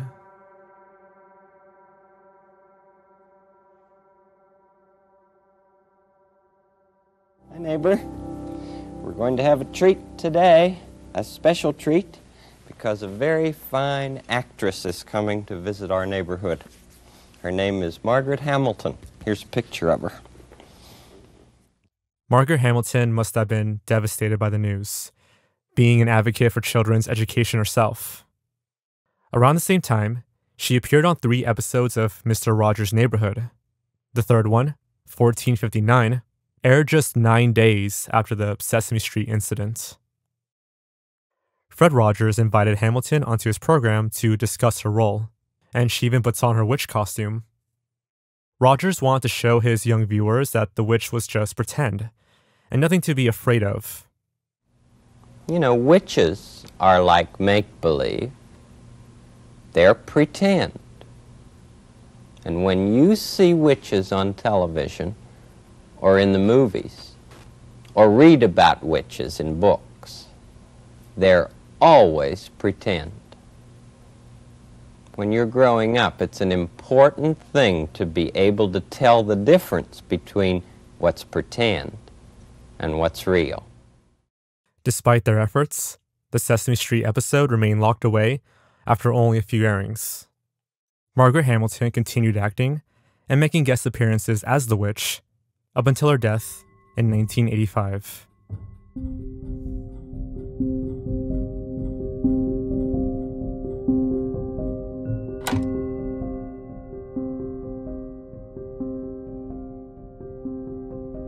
By the turn of the century, episode 847 was seldomly talked about, almost becoming something of an urban legend.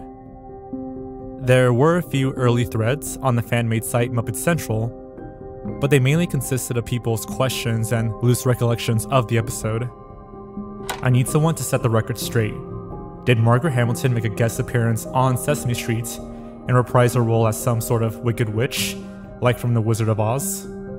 I remember this episode scaring the daylights out of me, especially the thought of the witch turning Big Bird into a feather duster. In one response, it was even mentioned that Carl Spinney, the actor who played Big Bird, supposedly recalled this as his favorite episode. But the search hadn't really begun until June 3rd, 2016. At this point, only a few images and a newspaper scan were available online. The episode's obscurity prompted Muppet Central user Gravy to create a thread on the forums.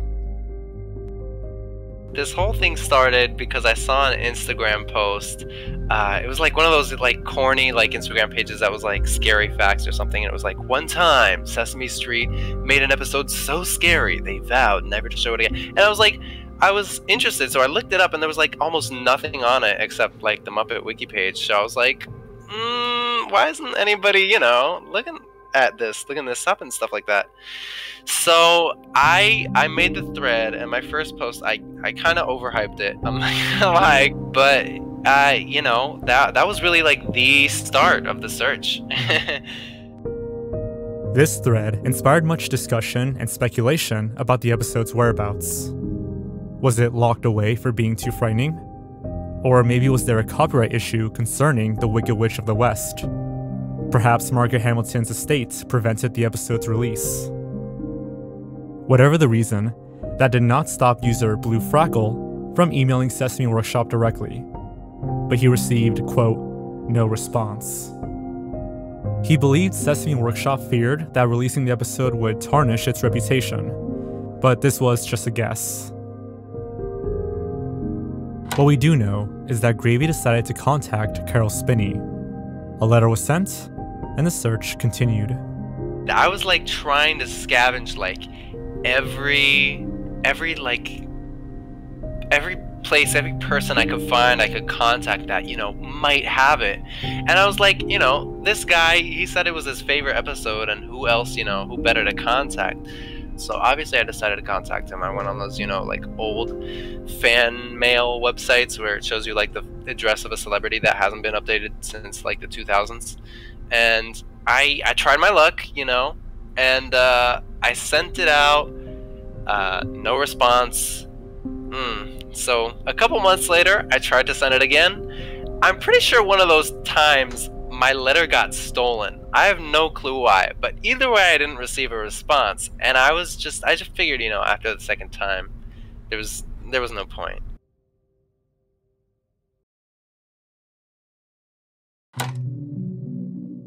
A year passed by without much development. A few backstage photos, including some featuring Margaret Hamilton, were found, but Carol Spinney nor Sesame Workshop ever responded. However, on July 30th, 2017, a breakthrough in the search was made. A user named Nitrate Nerd contacted Craig Shimon, the president of the Jim Henson Legacy, whom he was friends with. Craig confirmed that the episode was removed for being too frightening, and that he, quote, might try to see if they're willing to do a screening of Lost Sesame Stuff. This was good news. It confirmed the episode's existence, and that Sesame Workshop did own a copy, which was all up to debate until now. And a private screening of the episode for fans would be the perfect solution, as there's less chance for a child to watch it. Later on, I learned Nitrate Nerd and Craig were apparently, like old buddies. They lent camera equipment to each other and stuff like that. So I was like, okay, this is the start to something. Because, in the 40-something years that this show has been on, you don't know what survives. So I was excited to hear that this existed at all, and the possibility that many other things exist at all. So it was definitely a step forward. Another year had passed, and Gravy decided to visit the Children's Television Workshop at the University of Maryland in search of any more documentation about episode 847. Apart from discovering some of the handwritten letters sent in by angry parents from 1976, Gravy also encountered an episode guide for Season 7 of Sesame Street. However, quote, it seems as if they removed 846 and 847. So I was looking through the Season 7 folder for all the season guides, for all the episodes and everything. And I was looking through, and I saw that 847 was missing from there. I mean, along with 846, but I'm sure that wasn't as interesting of an episode. But I found it interesting that this episode that stirred up a lot of talk inside the workshop, they completely kept the guide out of it, maybe it was because past that point they weren't giving, episode highlights out to anybody. I have no clue why it was missing. It was just gone, and that was off-putting because I kept flipping through. I was like, maybe it's just misplaced. It was not in the folder, and that was a little strange to me.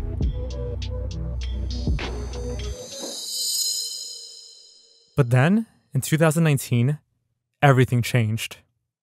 Up until this point, most of the search consisted of speculation and minor leads.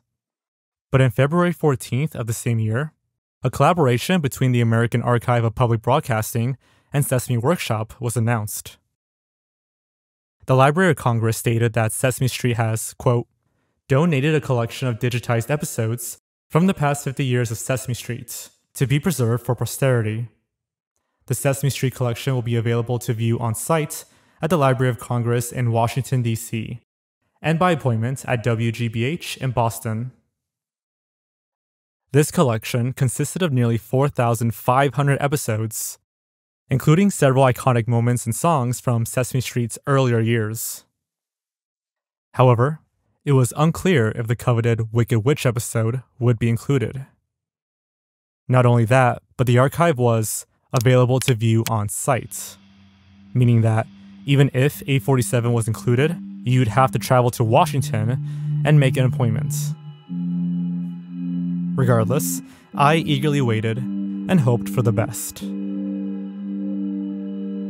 But then, something really unexpected happened.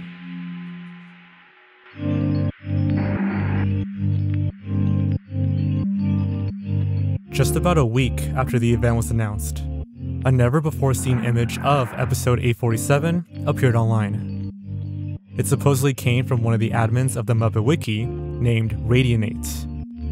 And he had told Gravy, quote, "All I can say is that the episode isn't lost, and hopefully, someone will share more about it at some point this year."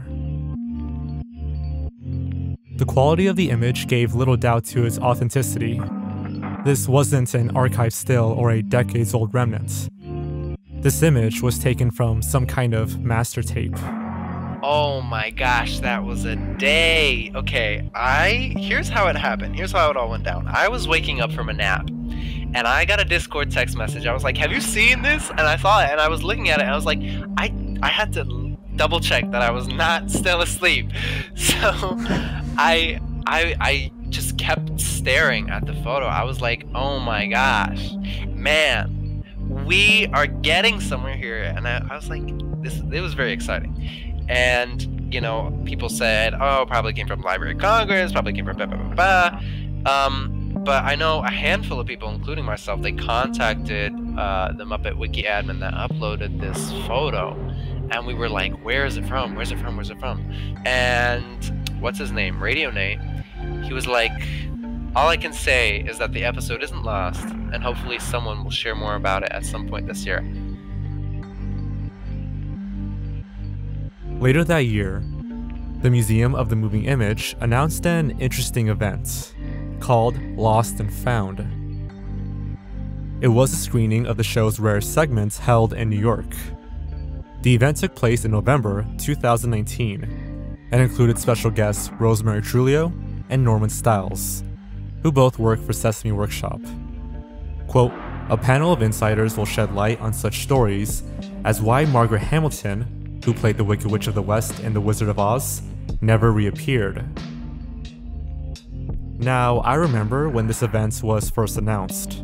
It was pretty big news to me. Episode 847 was a well-known mystery at this point, and something of a holy grail for Lost Media enthusiasts, Sesame Street fans, and just fans of TV in general. I could not pass up the opportunity to watch what had been locked away for so long. I purchased my ticket, packed my things, and headed to Times Square.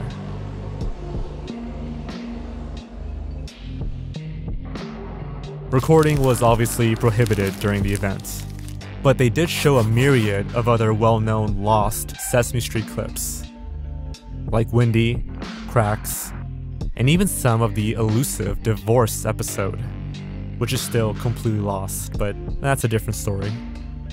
Until at long last, Stephanie D'Abruzzo came onto the stage to introduce the next thing they're showing, episode 847.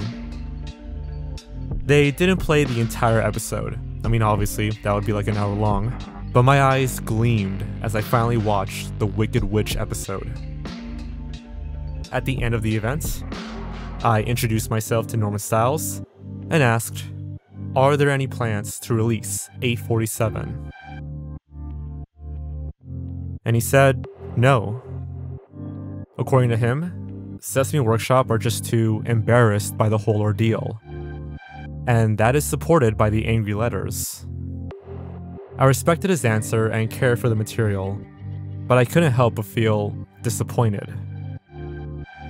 And that was that. I left knowing that I was one of the few who watched the long-lost Wicked Witch episode of Sesame Street, the one that hadn't aired since 1976. Or so I thought.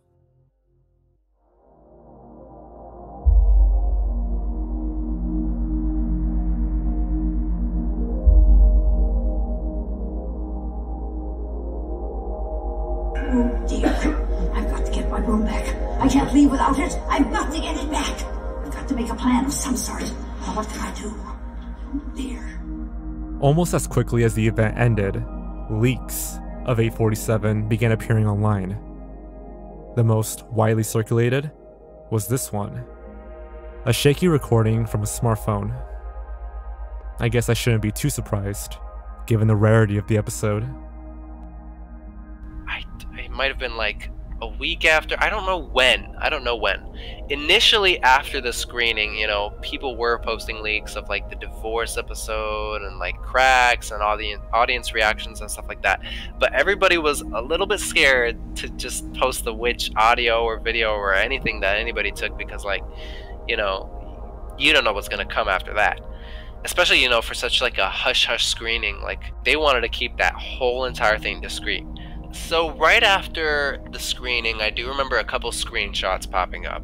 I remember it came from 4chan, and then things started to rile up, you know, because people were posting the link here and there, and, you know, even though it was like a really bad camera quality, you know, type of thing, it was like, if we're trying to get any more of this episode, we should probably respect what was going on in the theater and try to keep this away from the masses. Yeah.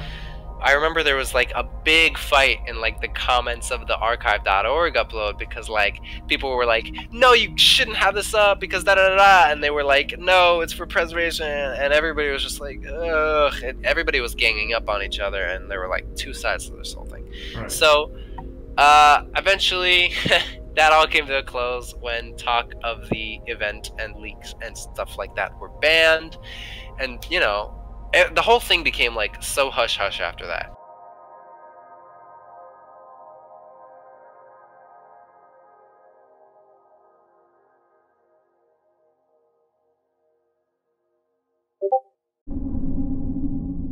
On June 18th, 2022, after years of searching and speculating, it finally happened. The coveted Wicked Witch segment is uploaded to Reddit by a user known as Sarsaparilla170170. This user has made no other posts or comments, besides one, a download link to the entire episode, which has since been removed. You know something? You have got to be the most beautiful person I have ever seen. Oh, keep still. Wow, I think I'm in love. I was kind of astonished, I'm not gonna lie, because this is like one of the most prioritized like pieces of lost media, period. So this was like huge, especially the fact that it came anonymously from Reddit on a random day. I mean, we got the whole thing, and listen, the fact that it was like a studio copy. This was not a TV recording. This was not copied from a TV station or a cast member or anything like that. This was the recording. Shortly after this discovery, I was invited to conversate with the leaker. Unfortunately, they remained completely anonymous and were quite vague with the details. They seem to have only wanted to end the search. News of the leak erupts online.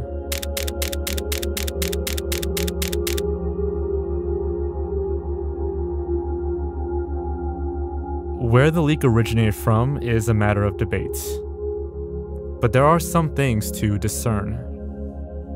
After the Sesame Street Lost and Found event, episode 847's page on the Muppet Wiki was updated with screenshots from the episode, including segments that weren't shown during the event. This raised an important question: where did these images come from? The Muppet Wiki, as well as the Muppet fan site Tough Pigs, were inundated with questions, yet they couldn't disclose their source. Perhaps they received it straight from the workshop. Others speculate that it could have been a TV station copy that was never returned or destroyed after its initial airing. More interestingly, in October of 2021, the American Archive of Public Broadcasting experienced a data breach. According to their Twitter account, quote, a user improperly downloaded episodes of Sesame Street that were restricted to AAPB premises. The American Archive of Public Broadcasting has arranged for takedowns of these episodes from the Internet Archive and YouTube. This raises yet another question. If the breach had been patched back in October, why did it take over 8 months for the episode to appear online? Especially since the AAPB seemed to have taken immediate action, and the leaker himself wanted to end the search hastily. Or could none of this be true? Could the leaker have gotten the episode from an alternate source, immediately took it to Reddit, and been done with it? It would explain why re-uploads of the episode have not been taken down by the AAPB, but that remains to be seen. Nevertheless, one of my personal holy grails of lost media has been found. Lost media being found in bizarre ways are rare, but they do happen. Anonymous collectors and unconfirmed sources make the search all the more fun and unexpected. You just never know how something will turn up. But there is just one last thing to talk about. See, the divorce episode, I see it like, this is the exact same thing people were saying at the start of the 847 search. It's very hard to see it come to the light of day, but listen, when you got this, you never know. There's a lot of things we could be embarking on.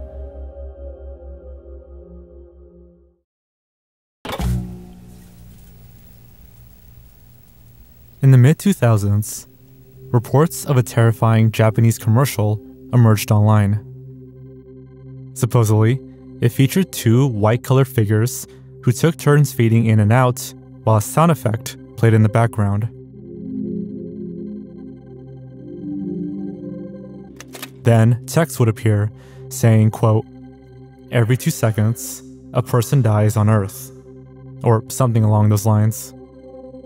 Despite a handful of recollections and some dedicated search efforts, no videos, images, or even proof of this missing ad has ever appeared. But there are some who claim to have seen it. The mystery began in 2004 on the Japanese image board site 2channel, where anonymous users were discussing various commercials that terrified them in their youth. Towards the bottom of their recollections, one comment reads, quote, "There was a super scary commercial that has stayed in my memory for a long time. There were 2 white humanoid figures on top of a black background, and they kept making a clanking noise. If I recall correctly, it said that on Earth, 1 person dies every 2 seconds. When the sound repeated for a second time, one of them disappeared. The next moment, the figure is back in its original spot, and this time, the other one disappeared. The commercial repeated itself over and over." This was the comment that started it all, that ignited interest in an ad long forgotten. To some, this sounded like an educational video meant to show to school children. However, the anonymous user later clarified that it, quote, "wasn't a video, it was on TV." They also specified that the clanking noise was of a, quote, "railroad crossing," and that it might have been used to raise awareness for railroad safety.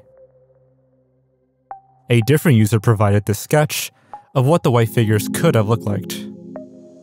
It's a crudely drawn, low-quality human that somehow manages to look like both a child and an adult. The image's file name, meanwhile, is what the missing ad is known as today, Hitogata, which translates roughly to humanoid. Note that this isn't the official name.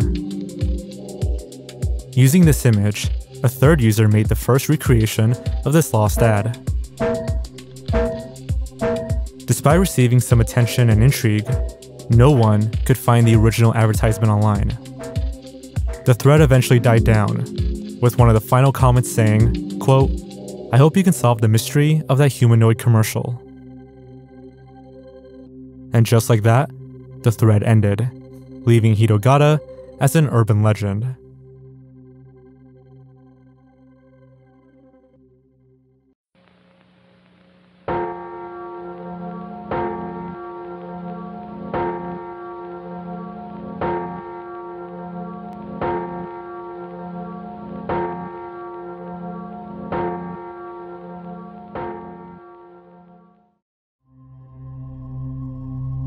As the years went on, this little mystery was reposted on multiple 2-channel threads. Anonymous users from all over Japan chimed in and gave their own thoughts and opinions on Hitogata. Some believe it was only shown in schools, which could explain the ad's strange disappearance. It would have never aired to the general public. And if the commercial is as frightening as some claim it to be, it's no wonder it haunted the minds of school children. However, others disagree, claiming to have seen it on late-night television. Then there's the advertisement's background, with some saying it was an image of railroad tracks, while others believe it to be a solid color, like black or sepia. By the late 2000s, dedicated search threads began appearing on 2channel. A growing community began sharing their vague memories of the ad, and possible methods to find it. In 2010, the second most well-known recreation video was uploaded, as well as another in 2014, neither of which feature a railroad background, as seen in the first recreation. The 2010 video includes narration, but the 2014 video does not, another point of contention. Of all the comments from those claiming to have seen Hitogata, some include a specific location within Japan. Those that do were collected and mapped out accordingly. Areas labeled in red, like Hokkaido, Osaka, and Fukuoka, appear to have the most frequent sightings. Those in yellow, like Tokyo and Nagoya, have some, while the remainder has no reported sightings.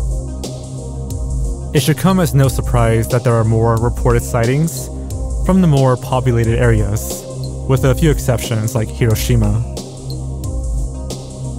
Based on these witnesses, the air times can range from evenings to lunchtime to late at night.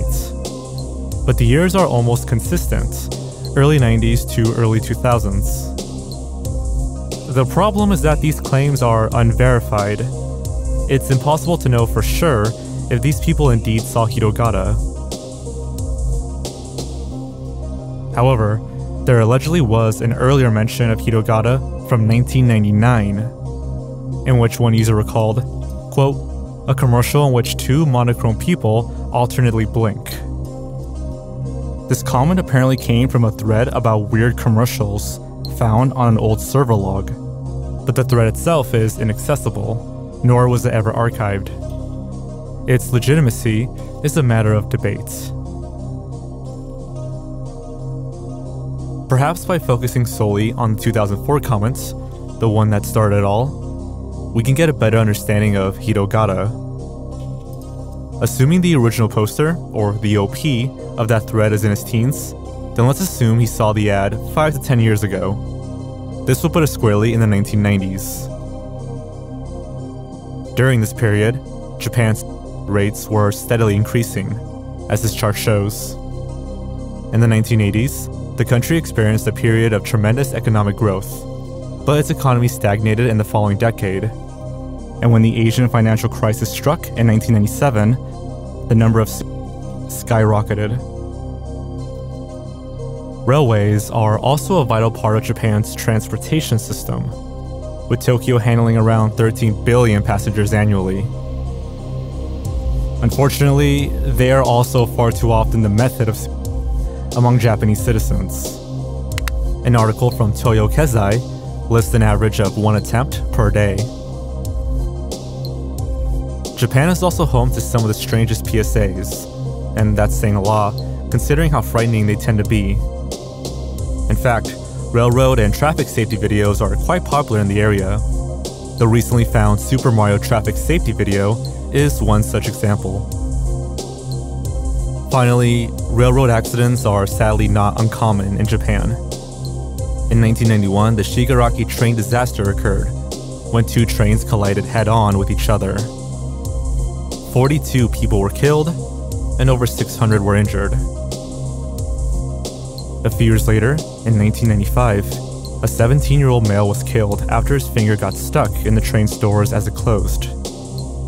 He was dragged 91 meters before succumbing to his injuries. From derailments and attacks to suicide attempts, ranging from the 1920s to 100 years later. So Hitogata, a 90s PSA concerning railway safety, seems to fit too perfectly. Which brings me to my next point, but was this even a PSA? The 2004 comment specified that Hitogata was a commercial shown on television. But a commercial for what exactly? What product or service could it possibly be advertising? It's commonly believed that Hitogata is 15 seconds long, as one comment from 2007 claims. But the original 2004 thread makes no mention of its runtime. In fact, the first recreation video is closer to 30 seconds than 15. Whatever type of ad Hitogata is, cannot be ascertained. Its intentions seem PSA-like, but the OP described it as a commercial. Then there's that infamous phrase tagged at the end of the ad. Every 2 seconds, a person dies on Earth. It's a haunting slogan that the OP was most certain about, but is there any truth to it? In 1995, 51.36 million people died, and there are 31.5 million seconds in a year. A simple division gives us a rate of 1.6 deaths per second, or just over 3 deaths every 2 seconds. A far cry from the Hitogata slogan. Perhaps the slogan wasn't about total deaths, but rather deaths by method, location, gender, or race. Every 2 seconds, a man dies on Earth, or something similar.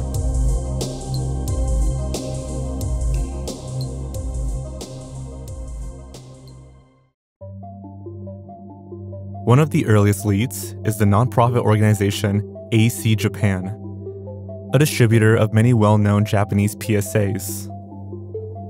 You can find a handful of them on YouTube, with topics ranging from environmental issues to drug use. Some of them are pretty bizarre. Many people speculated early on that Hitogata was their doing. In a 2012 thread, one anonymous user commented that he supposedly, quote, contacted AC Japan. But the company responded, claiming to have never produced or heard of Hitogata. A reinvestigation by the Lost Media Wiki in 2020 also ruled out AC Japan of being involved. After a letter was sent to the Japanese Red Cross, they responded that they were, quote, not able to find any records on the subject matter you asked about. AC Japan's archives from the 90s were also checked, but, quote, there was nothing applicable. Another popular candidate is JR East, one of the largest railway companies in Japan. Since the 1980s, they've been in charge of several high-speed rail lines throughout the country. They've also dabbled in railroad safety commercials in the 1990s.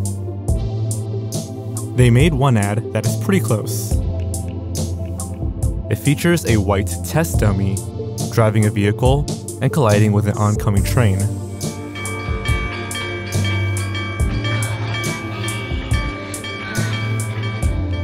Likewise, the Lost Media Wiki contacted JR East, as well as a handful of other companies, but disappointingly, they've seemingly yet to respond.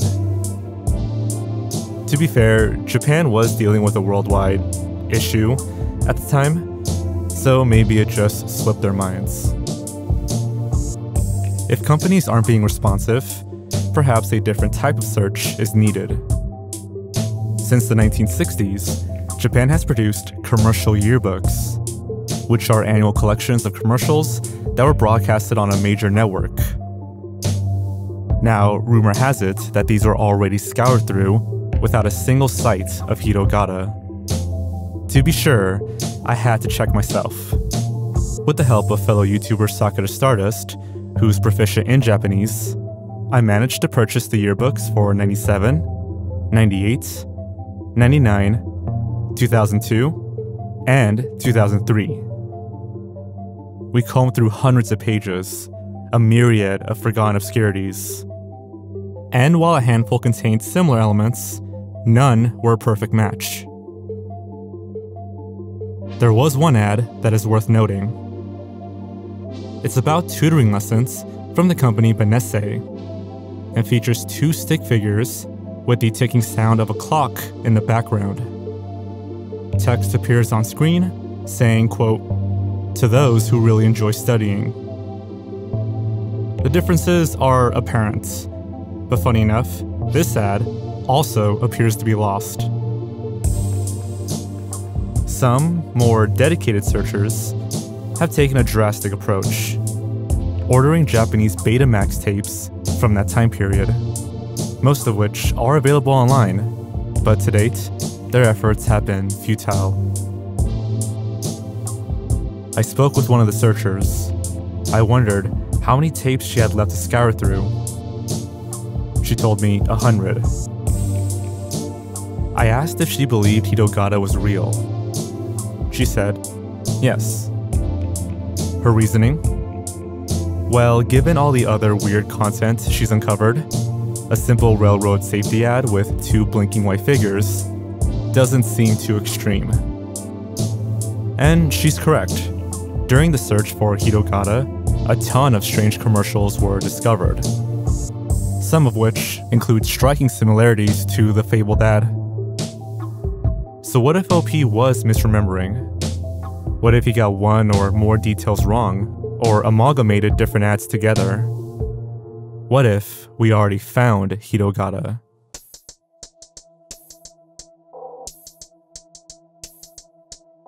One of the most often cited candidates for Hitogata is a series of TV bumpers called Jungle. These played on Fuji Television during their late-night programming block from 1992 to 1993. If Hitogata was a TV bumper, it would explain why seemingly no product or service was being advertised. There is a Jungle bumper that features a white doll obscured by intense flashing lights before the camera zooms out to reveal more of them lying on the floor. To my knowledge, the chanting in the background has nothing to do with railway safety or is anything like the Hitogata slogan. They are period correct. Late nights and early 90s fit perfectly. And reportedly, Fuji TV got flooded with complaints about this bumper from frightened viewers. They ceased airing after a year, which might explain Hitogata's disappearance.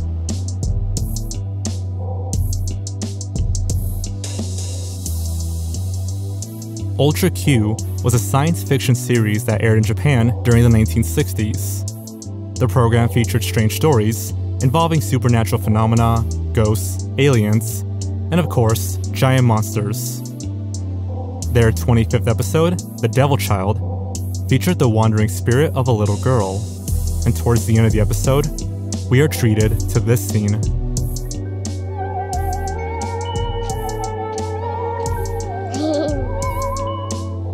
The spirit meets her body, and the two begin walking towards an oncoming train. Thankfully, they're reunited as one and are saved towards the end. The similarities are remarkable, especially in this still. 2 whitish figures, a black and white railroad background, and the sound of an oncoming train. The only glaring issue is that Ultra Q is a TV show from the 1960s. There are many examples of Japanese media with one or more similarities to Hitogata. From a jeans factory commercial, to an album advertisement, a clip from a David Bowie documentary, to a credit card ad. Hundreds of candidates have been proposed, but they have yet to be definitively proven as the fabled Hitogata. However, one supposed commercial convinced many that it was the real deal. The YouTube channel AnimeRu02 uploaded this video.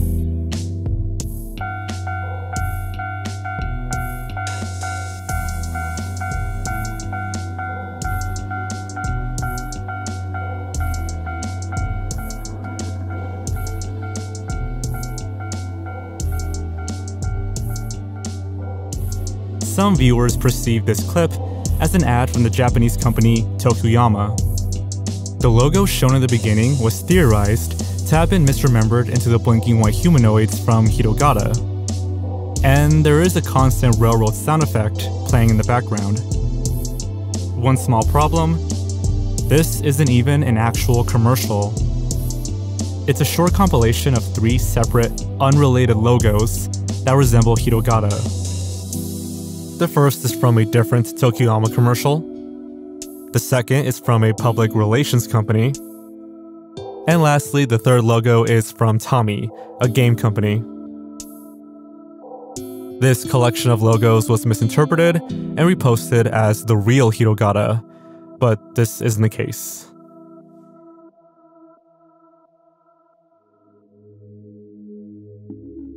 While the search has mostly staled for us English speakers, threads about this mystery still pop up on 5chan.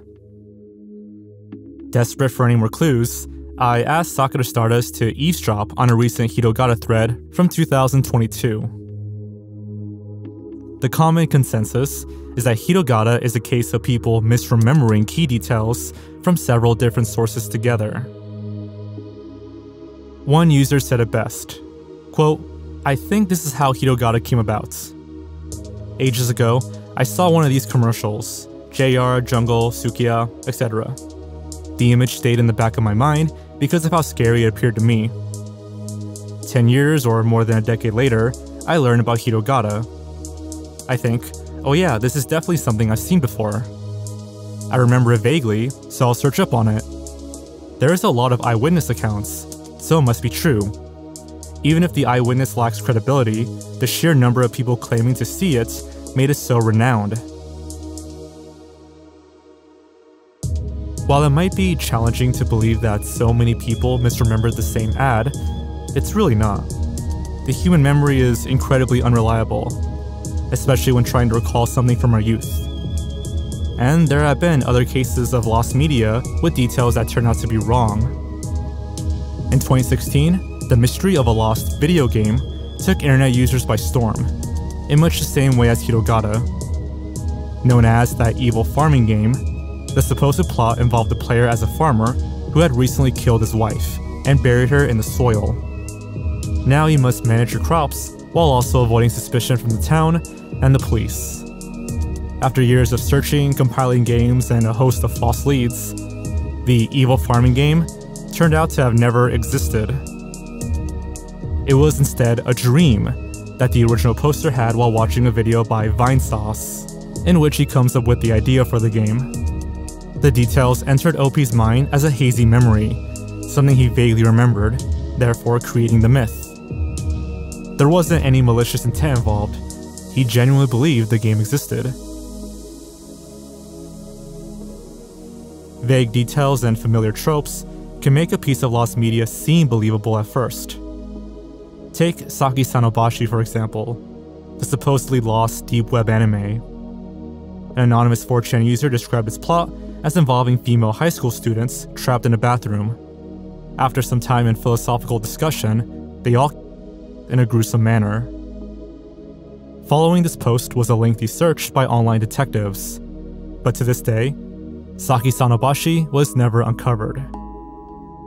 What searchers did find, though, is a slew of obscure anime. Forgotten OVAs with schoolgirls, death, and/or gore were not hard to come by, leading many to believe that the original tale was just a false memory. Sounds familiar? Like with Hitogata, there will always be those who will believe and search. And rightfully so. I mean, there are just as many pieces of lost media that, although once believed to be hoaxes, turned out to be true. The Clockman, a scary short from Nickelodeon's earlier days. Cracks, a frightening skit from Sesame Street. And Pink Morning Cartoon, a low-budget religious program. All of them had doubters, and yet, they were all real.